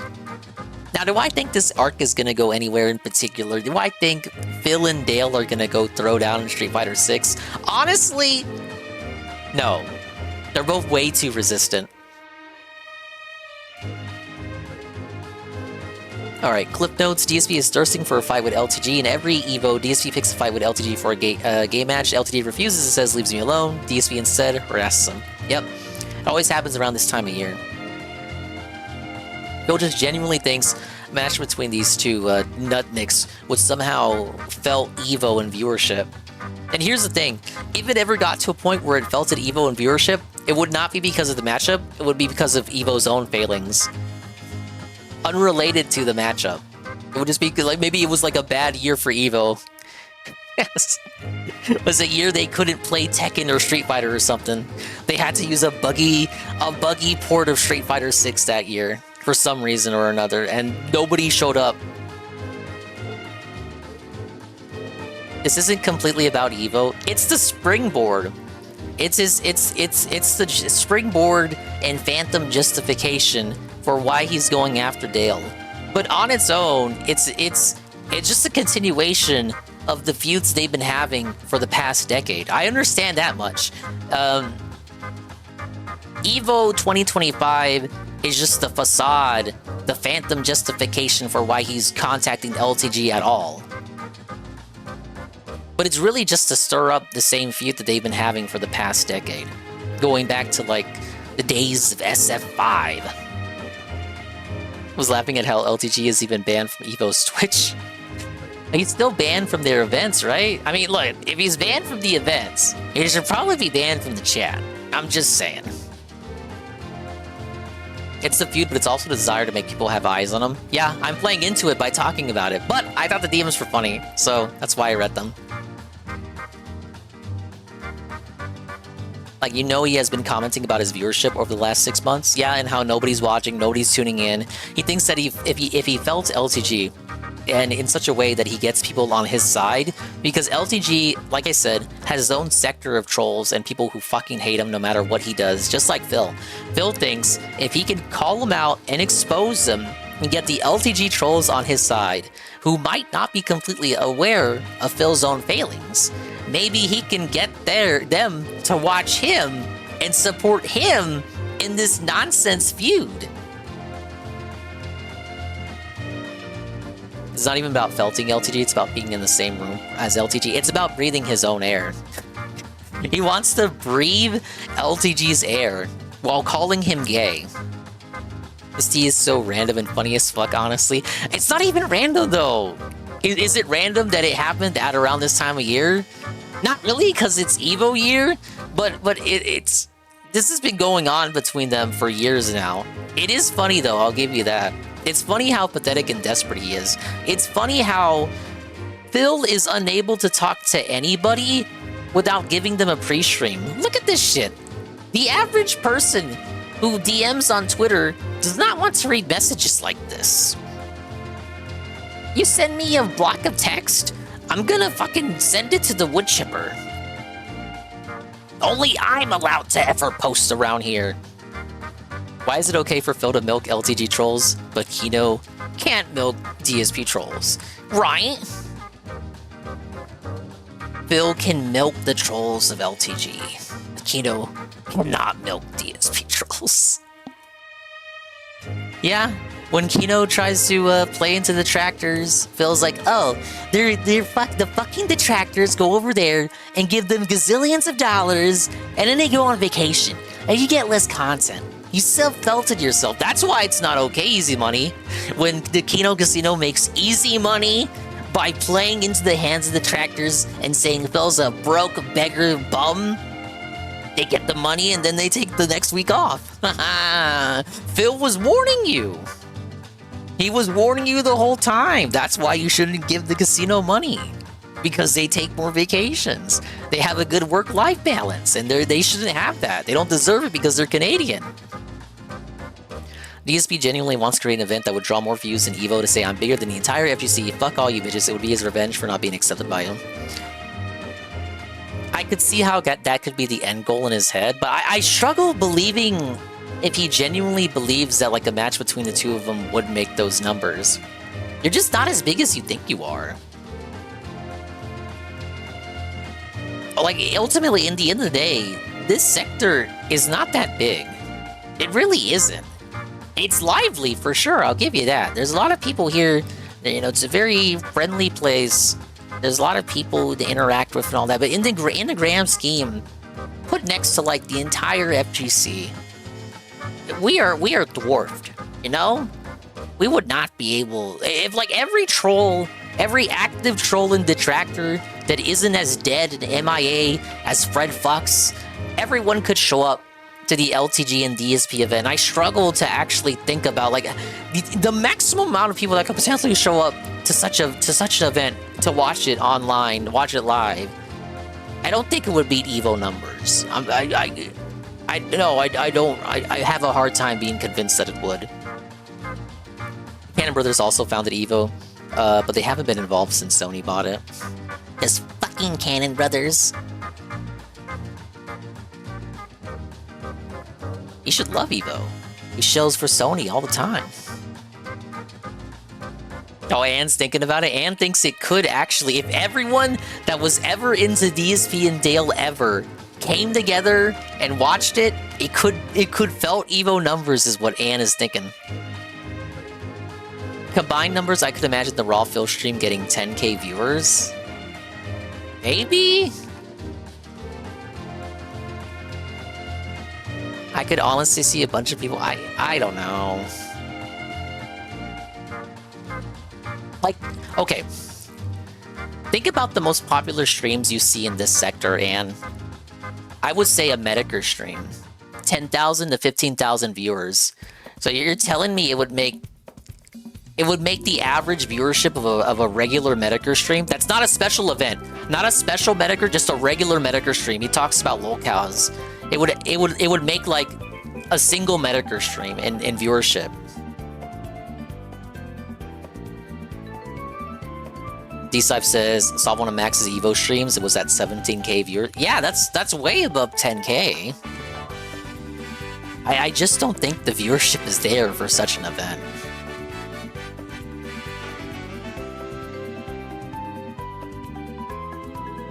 Yeah, maybe if they were in the same room, in the same call.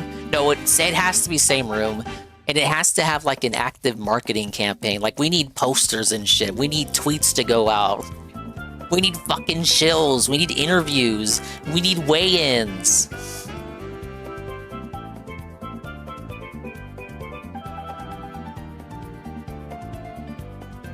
Oh man, I didn't even consider that it would be botted. Yeah. Could totally see that being botted. Like Phil's own streams naturally get botted. There's nothing he can do about it.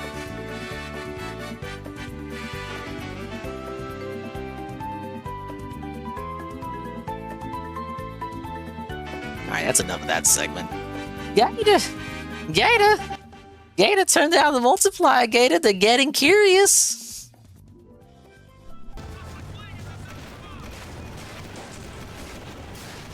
Alright, back to Jack. It's fun going over those. Alright, let's see what the next side mission is. No, we're not watching a Dobson video. Let's see. Nintendo just patented 2 weird Joy-Con accessories. Oh, Joy-Con 2 accessories. Nice little segment. Thank you, Coggers. Today I learned about a very excellent social media account called Nintendo Patents Watch.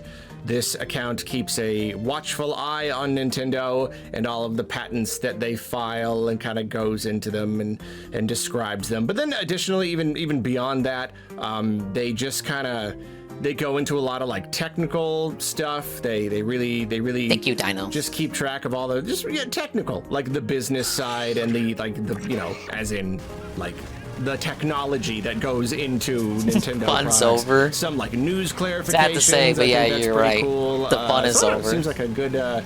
Seems like a pretty good. Yeah, enough of that boring stuff. Now back to the real Kino. To kind of dig into it, but the reason I bring it up is because Nintendo just filed today 2 new patents for Joy-Con 2 controllers, and I figure the easiest way to show it all off is to just kind of look at it here, because Nintendo Patents Watch has laid it all out very, very nicely. As always, we must keep in mind that just because Nintendo files a patent, that doesn't necessarily mean that they're going to produce something using the patent that they filed. Do we have to say it every time? I mean, it's like, I think everyone knows by now, because we say it every time. But at the same time, if you don't say it, then if someone hasn't heard it before, they might be like, oh, we're definitely getting it. You kind of have to clarify. I don't know, but whatever. We're saying it now. These patents may never ever lead to products whatsoever. It's very possible, but we're still going to look at them. They usually do, though. They might, and if they do, that would be interesting. This first patent right here. Goon says you can look up peak viewership for Evo, and it's stupid high. DSP is just a liar right now. In the first I don't think it would beat Evo. The crank feature features I think I a can say that with some disc, confidence. which is tracked by the mouse sensor through a window. 2 magnets secure the attachment. I really like Nintendo. I like how inventive they are, and I nonsense. like how they're gonna put a crank on the Joy-Con too. I don't know what that means. I don't know. Here you can see the thing. There you can see where it attaches. This is the new thing. I don't know what. I like how the Joy-Con 2 control. Yeah, I don't know what that means. I don't know. Here. There it is, right there. That's the new potential. It's for a fishing game. You're gonna be able to fish with the Joy-Con 2. Very cool. You can see the thing. There you can see where it attaches. I don't know what that means at all. This is nonsensical to me, so I'm just gonna ignore it. But I like Nintendo because they want to utilize everything they have. They like to play. They like to experiment. And so, of course, the optical sensor is mainly just for enabling mouse controls, because the optical sensor is just a camera. It's just a tiny little camera, like a super duper duper low resolution camera. Redoing this mission again? Can just see if things are going by it. You put it on a surface and it can make out enough details of that surface to just translate into movement. So like that all by itself, cool, fine. But then Phil can do more with hypnotize it. Evo's audience You and then can make them attach into something to donators. it and utilize that Could you sensor. imagine? So in this case, you have a crank, and the optical sensor is telling that there's it's clever. It's a fun idea. So yeah, let's talk about this crank right here. I would say the most obvious application for something like this, if you want to look at video game history, would be fishing games. We've seen controllers and accessories similar to this over the years, just for fishing. You crank it and that imitates you reeling in a fishing rod, and so there you go. If I can park this It's dude in front of hard the for me house, to it seems believe that a bit Nintendo unsafe. would suddenly find it so important to give us a fishing accessory in the year 2025. I feel like those kinds of games, you used to have a lot more like fishing games and hunting games and even just games with weird accessories. There was once a time when Nintendo and really any company, they were all a lot more gung-ho about just putting out a weird piece of plastic to let you play their weird game. I feel like it doesn't happen nearly as much anymore, and if it was going to happen, like why? Because people shat on them, fishing? so they didn't have a reason to And why make them now? anymore. I really is that worth selling in stores? I don't know, but you also have to consider it doesn't necessarily just have to be used for fishing games, because this also brings to mind the play date. In fact, my mind went to play date before fishing, which is pretty interesting. But yeah, the play date is like a little handheld console that has a bunch of games. I remember like this. A bunch of people just pulled together Yeah, games people were that shilling this back utilize in the day. This crank, just various games where you have The just little like a yellow spinning handheld thing. crank. You can control the games in different ways using that crank. It's cool. Every time I go to PAX, there's always like a huge one, just like a big one. You can turn the big crank. So that's also possible. Again, Nintendo does like to experiment with whatever they've got. So sure, I could see them maybe doing something like that. Possibly. Not 100% sure, but there you go. That's that. Nintendo has patented a weird crank for the Joy-Con, and then the second patent presents a clickable wheel. The wheel's rotation is tracked by the mouse sensor via a gear train. Its click is transmitted to the SL button. The attachment features a second button for pressing the SR. So it's basically a scroll wheel that can click, and of course, the mind immediately goes to the Mouse scroll controls. wheel on a computer mouse. Yes, that's true. But the thing is, this isn't how the mouse works. You could do mouse mode. The Nintendo will make it or whatever work. is up here. You That's gotta where have you would want the faith scroll on wheel. That this. would be the equivalent of an actual scroll wheel. This shows the Joy-Con upside down, so that the sensor is facing up, and this clickable scroll wheel is just sitting right on it. So that means that if you were using this, you wouldn't be able to move the mouse around. You would just be able to scroll and click. I mean, maybe you could still use the gyro to move the controller and then control something. But and maybe the stick, you could still be doing sticks and buttons, and then also having a scroll. I don't know what kind of gaming experience would require moving a stick and having buttons, but then also just a scroll wheel that clicks. I don't know, but Nintendo thought it was a good idea to patent this, and so it is possible that they'll give us something like this in the future. But then again, that would be a whole thing. That would be an entire thing, a piece of plastic that they have to sell and that we have to buy in order to play their weird game with this. And are these things related? What if it's not mandatory Is to this play going the to be game? some new weird labo kind of thing where they just need a couple weird things, or is this completely different, or is this just ideas that they wanted to secure just in case they wanted them in the future, or something similar? The patents aren't always like one-to-one. They don't always look precisely that way. It could just be like that's how the technology works, but the actual real version of it ends up being different. I don't know.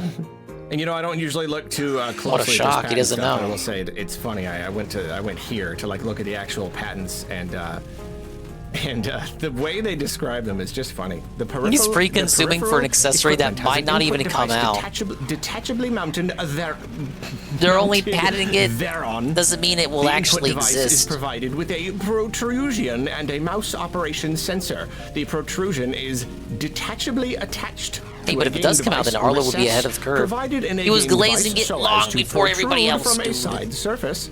It's very it's very specific. I mean, I guess I understand this is a legal thing, but it is very, very, very specific. And you know what? I couldn't help but notice this. I started reading these. We're kind of off the subject now. Still on the subject of patents, though. They filed this today. That's reversed for U.S. people. August 7th, but then on July 31st, they filed a whole bunch of patents. And I'm reading through them, and I'm like, information processing system, and I'm thinking like, what, like an SD card or something? A mesh of a primary object? You start reading through them. Terrain object, voxel data. These are all for DK. And then I went back to here, Donkey to Nintendo Kong. Patents Watch, and I'm not gonna go down all the way, but like you go down far enough, you see that yes, they clearly have filed a whole bunch of patents for DK. And okay, never mind, I will go down because they gathered up the pictures right here. No, that's for Paper Mario, so that's interesting. See, I'm missing stuff here. We gotta follow this. We gotta follow this person. Why are they patenting something for a? Oh, is this by the fountain? Mechanism to block or attenuate decal projection onto unintended. So is that just like to fix a bug or something? For Paper Mario? Does that mean we're gonna get a patch? Does that mean we're gonna get a patch? I bet that means we're gonna get a patch. I bet it does. Look at all this stuff. Look at all this stuff. Something for World Championship Edition? Okay. Yeah, there's a bunch. Okay, now so here we go. Here's 20 additional patents for Donkey Kong Bonanza. Right after the 18 published by USPTO. So like a bunch of them, and you can actually like see you can see crashing through the ground and the terrain, and there's one somewhere, where is it, where you can even see the fractones, like breaking the fractones. Is like, you can see them with their little eyes. Oh, where is it? Come on, I'm gonna find it. Yeah, there you go, right here. You can even see it right there. Like, I guess Nintendo patented the idea of breaking an NPC into a Well, you can look at their suggested power shape. patents. I mean, yeah, I don't know. I guess this is really a much bigger conversation because, we don't like the idea of companies patenting game, like, design elements, concepts, so I need to look at it. I don't know how long Nintendo's been doing this. Are they always patenting a whole bunch of stuff? And again, that doesn't mean they're gonna like stop people from using it. It just could be that if there's any element of a game that they feel is unique and hasn't been done before, they patent it. I don't know. I don't think they're necessarily stopping other people from doing it. Maybe they would. Maybe it just hasn't come up yet. I do not know. Oh, look at that. Some for Dragon Drive. It's a patent for Dragon Drive. Yeah, I don't know. I don't know enough about it, but I did think that was interesting. Just interesting to just see a whole bunch of. No, there's a consistency in the patents leading to games getting revealed that have those mechanics. And yeah, there probably is a first-party game involved being developed right now that has some sort of fishing mechanic. A crank wheel for a Probably Animal Joy-Con 2 Crossing. controller? I don't know. Let me know. God, in the comments. He's engagement baiting.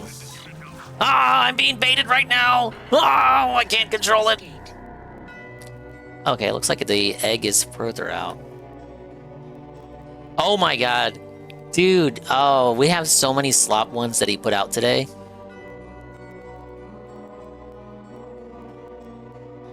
Let's talk about the August 2025 Indie World Direct.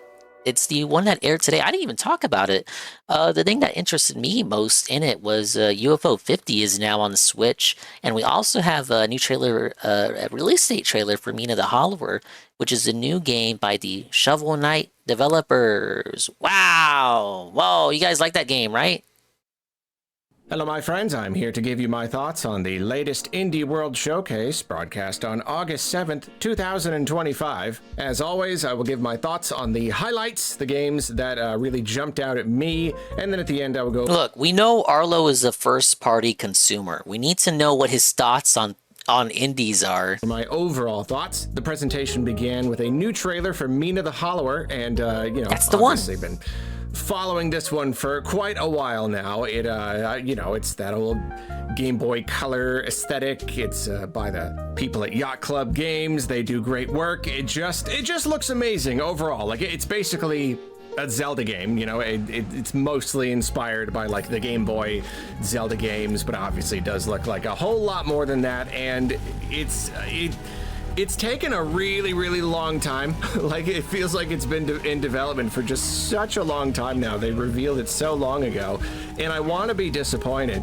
I want to be like, really? Come on, it's like a Game Boy Color game. How could it take that long? But the problem is every time they give us a new trailer, they just show us more, and there are so many. That's the idea of a trailer. Alone, there are so many different individual ideas, different individual types of gameplay, and I don't know, it just looks amazing. Yeah, here we get a whole bunch of real spooky stuff, some funny looking jump scare stuff, and yeah, just so many different sequences. It is very visually stunning despite the low res overall pixel art style.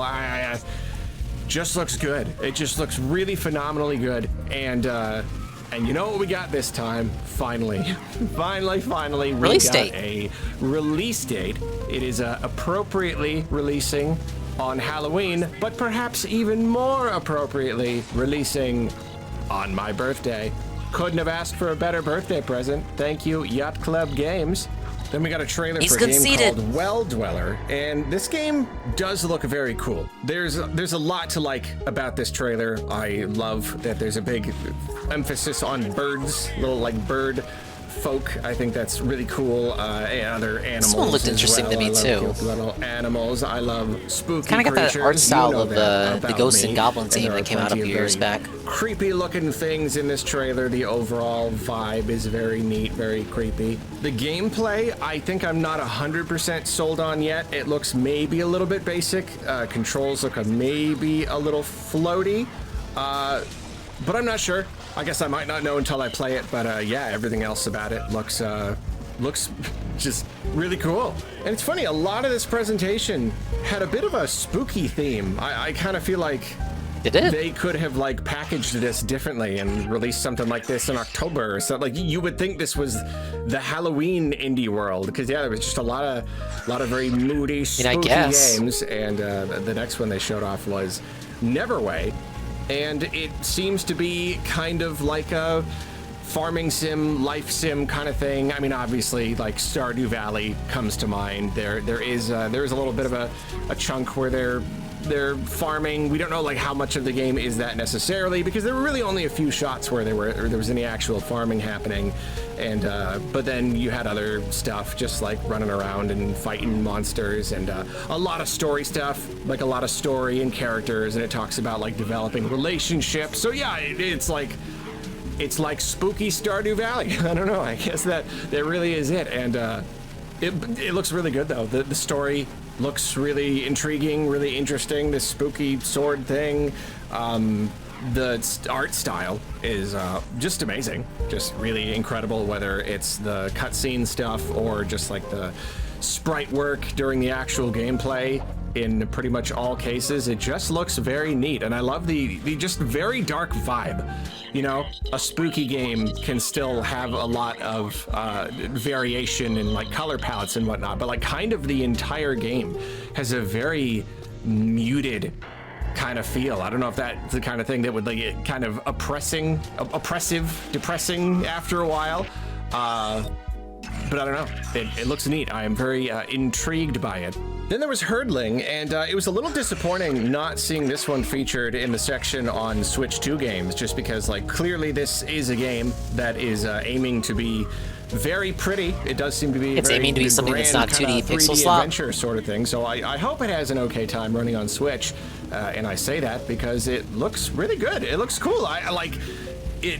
The trailer started playing, and then right away I'm just like, a game where you herd, but like you're on an adventure and you're like herding a pack of I just never thought of that before. I don't know, just like right away, just boom, there it is. There's an idea that I had not considered. I mean, I know it's a little bit similar to what was that one where you're a mommy badger and you got like a bunch of baby badgers. It's certainly similar. But here it's like a herd, like pack animals. And so, I don't know, it's cool. It's fantastical. It's fantasy. You're having to like protect them sometimes from like scary monsters and stuff. I'm just intrigued by the idea, and the art style looks really, really cool. How am I gonna find that I know one? it's going to be sad. I know that some of them are going to die, and that's going to make me feel really bad, but that's like, I guess, the entire point. So, I don't know. Can't wait to feel sad when my cute animals die. Looks good. The environments in particular, it really does just look like a very grand kind of fantasy landscape, and you go into all these different, just lots of like cool like rock formations and ruins, and I don't know, I'm always into that stuff. Looks neato. Then they gave us a trailer for content warning, and it sounds like this is a pre-existing game that is coming to the Switch 2. I must say the idea is very clever. Oh, it was right there. Incredibly clever. Like, it's basically a horror game, but the whole point is that you go and you're like trying to capture footage of spooky monsters. And again, the spooky, there's just so much spooky in this one. But then you're like uploading that to like YouTube, like SpookTube or something, and you're using, like, depending on how well you do, you get ad revenue so that you can like upgrade your gear and stuff. It's just incredibly clever. I think that's really. He's just describing how the narrator and the narrator in the direct described the game. He's like describing it. He's just regurgitating how the narrator described it back to us. Cool. People in the chat were given kind of mixed, saying that reception has been rather mixed. A lot of people are saying that it's a good idea. A lot of people are saying super well, or that the game was not very well supported or polished after the fact. Yeah, I don't know. His chat was hating it. I don't know. Apparently, it was successful enough to bring it to Switch 2, and yeah, I don't know. At the very least, the idea is very cool. Although I will say, why are you bringing this to Switch 2? And not using game chat? I mean, you know, like after the fire simulator thing from the partner direct, it's really got me thinking, like, there's probably so many. Why wasn't just that like campfire funny game in the co-op Indie World multiplayer Direct? Indie games that could just really benefit from having your face. You're having your actual face there, and so like this, that's embarrassing. They're even in One more like time. diving suits with the circle on their face, and especially now that you're actually like recording each other, you'd be capturing your faces. I just feel like that would be perfect. I don't know. It's a real bummer. Like, specifically, this is coming to Switch 2. This is a Switch 2 game. Where's the game chat support? I don't get it. So that's a bummer. Like, they even have little custom faces. They even have these little custom faces on it. Maybe it's coming, but they weren't ready for. Then we weren't ready to show it off this trailer. And you know, like, so much of just the game industry is just taking ideas and tweaking them and mixing them and mixing them together with each other to create new versions. And so here, basically, you have like the whole like Vampire Survivors roguelike kind of thing, but they've mixed it with like Breakout. So instead of just like bullet hell, now it's like Breakout bullet hell, where the shots are like bouncing off the walls and stuff, and you're trying to like get through, like penetrate through a wall of enemies. And yeah, I don't know if that's the kind of thing that's been done before, but if it has, I haven't personally seen it. And so I think that at the very least, that's cool. Yeah, I don't know. Combine every type of game there is. Why not? And then you've got like a city building thing on top of that. There you go. You got fun gameplay, but then you have like the supported by some kind of like building. Yeah, there you go. Looks cool. Then we had a trailer for a game called Glaciered, and this one was interesting. It's like, I don't want to say it was a bad fit for this kind of presentation, because it ticks all the boxes. It's a game, it's an indie game, so like fine. But like, I don't know, I guess we're just so used to seeing almost all of these games are like, you know, kind of smaller. There's a lot of pixel art, a lot of cozy games, and then if you get like a 3D game, it'll be like the Herdling game, where it's kind of this like emotional, very artistic journey or something. And I'm not even saying that this won't be that. I don't know. I guess I don't know what I'm saying. There's something about this game that has very suspicious that the content warning's YouTube equivalent is called untraditional in ways, SpookTube. but then kind of traditional in ways. It's I don't know about that one, you guys. Third-person action game, but there's just like kind of hack and slashy combat. But then it's also an RPG, and you're leveling up. You're just kind of like exploring the ocean underneath the ice. And I don't know. Maybe I should just say that it looks really unique. It's just not the kind of game I would expect to pop up during this kind of presentation. But yeah, apparently it takes place 65 million years in the future when the Earth is encased in ice. I meant to do that. Fun fact, we have an ice age like once every 100,000 years or something. So how many is that between now and then? I don't know, whatever. But yeah, you play as like a bird evolved into a dinosaur bird fish. And it all, I don't know, takes place under the sea. It looks cool. I'll just say that. That's all I'll say. One thing I enjoyed the most from that part of the direct is like 2 people from the dev team introduce themselves. A third person introduces themselves, but all they say is Kai. All they say is their name. They introduce themselves as Kai. They don't say anything else. They just say, "Hello, I'm Kai." They don't say what their position is. They don't say what they contribute to the game. It's like you invited your neighbor to you for your recording your Nintendo Direct segment. Like you're a professional indie dev, and you're making an ad. That's right, you're helping Nintendo concoct advertisements for their system. You sit down and record it, and you just invite your neighbor for some reason. It looks really cool. It's a very interesting looking game. Visuals are very interesting. The entire aesthetic No, they were all Asian. Interesting. Then we had our usual end of presentation sizzle reel, and there were even a good little handful of games here. Showed off a Winter Burrow, which is just a cozy mouse game. That's the kind of game. See, I mean, I say I love these kinds of games. I never end up playing them. I like never get around to it, but I love seeing the trailers. I don't know, it just makes me feel warm and fuzzy just seeing the trailer. I'm all right there. Undusted letters from the past. You're like taking antique items and meticulously cleaning them. I think that's a very clever idea, very clever take on like the kind of power wash simulator sort of thing. Caves of Cud, there's a game right there that I'm absolutely never going to play. It looks so far beyond me, but I've only heard amazing things, and you know, it's got a really solid community. I personally know people who are very, very, very into that, so having that on Switch is pretty cool. And then this right here, this right here is what made this presentation very, very strange. You know, in most cases, they will give us one more thing. They'll save like the most notable reveal. Oh, this game is coming to Switch. They'll save it for the end. And they sort of did that this time, but instead of giving it one more thing, they just put it in the sizzle reel. They revealed that UFO 50 it was UFO 50 is coming to Switch, and it's funny because I only like it should have gotten its own just dedicated learned segment. like yesterday that it's not already on Switch. It's like I have assumed this entire time that it must be. I just assumed. I was even just like a couple weeks ago, I was like thinking about it. I'm like, yeah, you know, I should probably. Did Arlo check try that real out. hard to be excited for any of this stuff? He restreamed it. I didn't watch it. Ant Dude was like, oh, I'm hoping we get UFO 50. Ant Dude, like, wait, what? that guy. We don't already have that. So very, very funny that he totally called that. I mean, like, there's plenty of games that could come to Switch, but yeah, he called that one.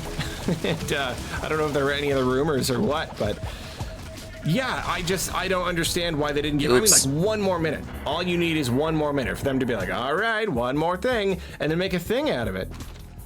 Why'd they put it in the sizzle reel? But they put it at the end of the sizzle reel as if to acknowledge that it was the biggest reveal. They did technically save it for the end of the entire presentation. They just didn't make a deal out of it. It's kind of weird. I don't think people are paying for these spots. I don't think this is like Summer Game Fest where you pay for the spot. I think this is something where Nintendo is collaborating with these people to give them the spotlight. I could be wrong, but was this the cheaper option or something? I don't think so. Yeah, I really don't know why they did it this way. It's very strange. However, UFO 50 is coming to Switch. I've heard like some of the best things about it. They're absolutely crazy. Toss a zoomer into it. There are so many. It's just there's so many games, 50 games or whatever. It's that like even if you end up enjoying a fraction of, that's what everyone says. They say even if you only like a percentage, you're still gonna get so much value out of this product. So it's so like remarkably, absolutely worth the price. Many times over is what I hear. So yeah, I'll probably have to pick it up myself and see what I think. So that was it for the presentation. I feel it was a little bit like the partner direct, where, like, I don't know, it didn't like knock my socks off. It wasn't like absolutely crazy, but I also don't expect. Was it that the kind of absolute thing most from me, spectacular Nintendo especially Direct indie ever? world, you know, like No. We did get a decent thing. We got a Meet of the Hollower release date. We got UFO 50 reveal, and then just a bunch of cool looking games. If anything, I would say I had more opinions on more of these than usual, just like percentage wise. I will completely admit that, like, it was kind of short and there just weren't that many individual games, you know? Like, just, it was really just kind of a handful of games. And I think there are some people who are kind of feeling like, come on, we're at the beginning of the Switch 2 generation. Like, we need more than this. But at the same time, if you're looking at Switch 2 specific games, developers are still waiting to get their hands on dev kits. There aren't that many in developers' hands, so I kind of get that. But then, why weren't there more Switch 1 indie games? You'd think there'd be a lot more for that.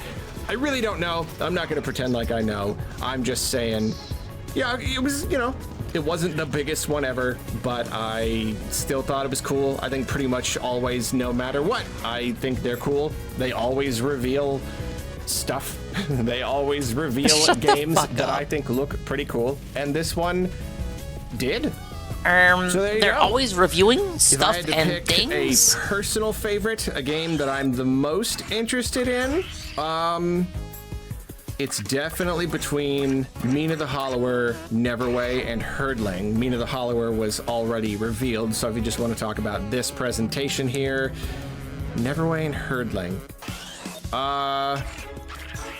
Nope, sorry, I can't pick. They both look really good, and they appeal to different parts of my gaming brain. So, yeah, I don't know. There you go. Thank you for watching. I love you. Bye. Wow. Thank you, Arlo, for another amazing video. Alright, that's... I won't torture you with him anymore. that would completely drain me. Maybe it's because of my predisposed hatred of indies. That said, I do have to be up in the morning, so I am actually going to call it a early one for the night, boys. I know it's barely 2 in the morning, but I'm actually going to clock out early. I'm gonna be responsible. Yeah, I did watch I watched Daily Wrap. Daily Wrap has been watched, and I did go over the DSP and LTG DMs. But story's been beat. Got a few orbs. Watched the wrap. Looked at the DMs. Watched a bit of Arlo. But it's my shifts are changing, so it's gonna be an early morning. But guess what? It means I get off earlier. Oh, that came out wrong. Whatever, don't think about that. Get off earlier than I otherwise would have. So, I'm fucking zonked already. That last Arlo video did me in. So it's probably a sign. I gotta fucking succumb now. Don't you fucking multiple periods me. No more anime nights for Dingus. I'm at that zonked level of zone where I just gotta collapse. That means no more late streams, Sadga. No, there will still be shifts with my I'd say regular, typical time. It just the contract is switching up as we enter the fall season. Thank you, Dino. Yeah, see you later. Thank you. Yeah, let's see who's live. And Jack 2 story complete. Let's go ahead and save it. I'm gonna continue looking for the orbs. And as we do so, you know, that'll be streams where we can just watch it and chill out and unwind. But hey, look, 123% with 151 precursor orbs. Actually better than my first save file. I've officially played it for longer than that save file as well. Pretty cool. But I appreciate everyone for coming out. Stop by for a shorter than usual stream. Look, the stream was delivered. Therefore, you can't complain. The content was there. Is Tevin off of BRB? What are you doing? Path of Exile 2? Alright, yeah, Tevin is looking at locale live stuff. So we're gonna give you the easy raid and send you over there because you're gonna end up over there anyway.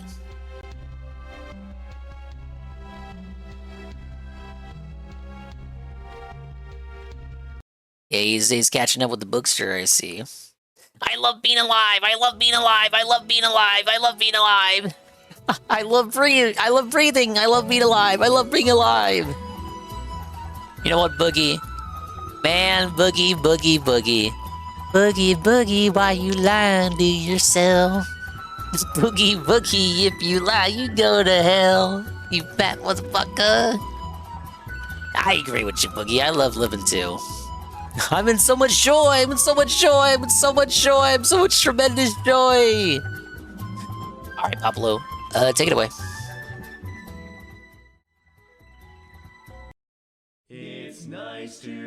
Thanks for stopping by.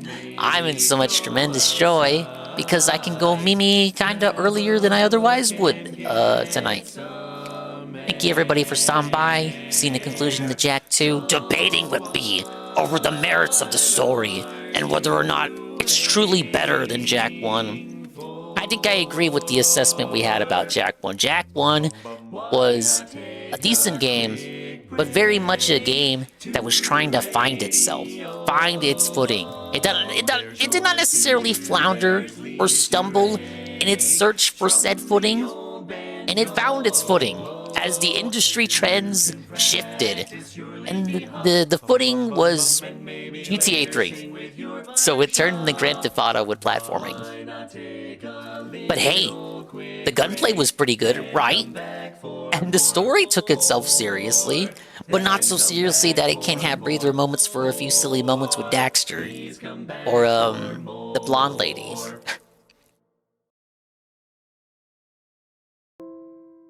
Honk show, honk show. But yeah, I want to definitely see how much more of the precursor orbs I can collect. And once I wrap that up, Jack 3 will be coming up after that. So more Jack 2 streams to follow until we wrap that up. And Donkey Kong Bonanza was done. I had Alpha Elite ask that if you could not survive to the end of the Bonanza stream last night. It was 9 hours. But DK Bonanza was in fact 100%, and it's done! So we can just neatly put that in the vault. Another thing to go on the shelf. The Annals of Dingus History. Another one for the dog-nominated list, as it were. Won't ever take it out again. Unless they do DLC. Which I would be completely for. Even if it's just like 2 layers. 2 more layers of content. So the focus going forward will of course be Jack 2 and Xenoblade. Bringing Xenoblade back once again, as I'm nearing the end of that too. And then after that, Jack 3 and the obligatory Goon playthrough of Fire Emblem 6. Pretty cool, right? Alright, Tevin time. TT, Tevin time. Big ups, adios, and Mimi time. We'll see you when we see you. And if we didn't see you, then we didn't see you. But if we did see you, then we saw you. And if we didn't see you, hopefully we will see you next time. If I can see myself in the mirror each and every single day, hopefully I can inspire viewers like you, Rue, to see themselves in their mirrors each and every single day. Now you might be saying, ding ding, you make me angry, ding. You ended the stream early, dingus. It's not even been 4 hours left and you're already ending the stream? We hate ya. Now, guys, we did a 9-hour stream. Royal We did a 9-hour stream last night. Technically, I deserve this. Correct? Speaking of ending early, that's the raid message.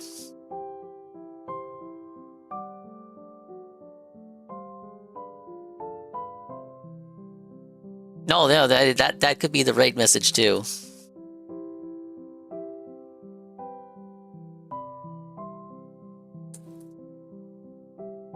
You'll believe it when you see it. Seeing is believing, as they say.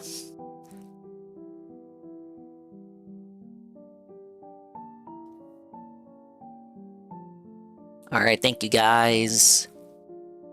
Fire Emblem 6 will happen, Goon.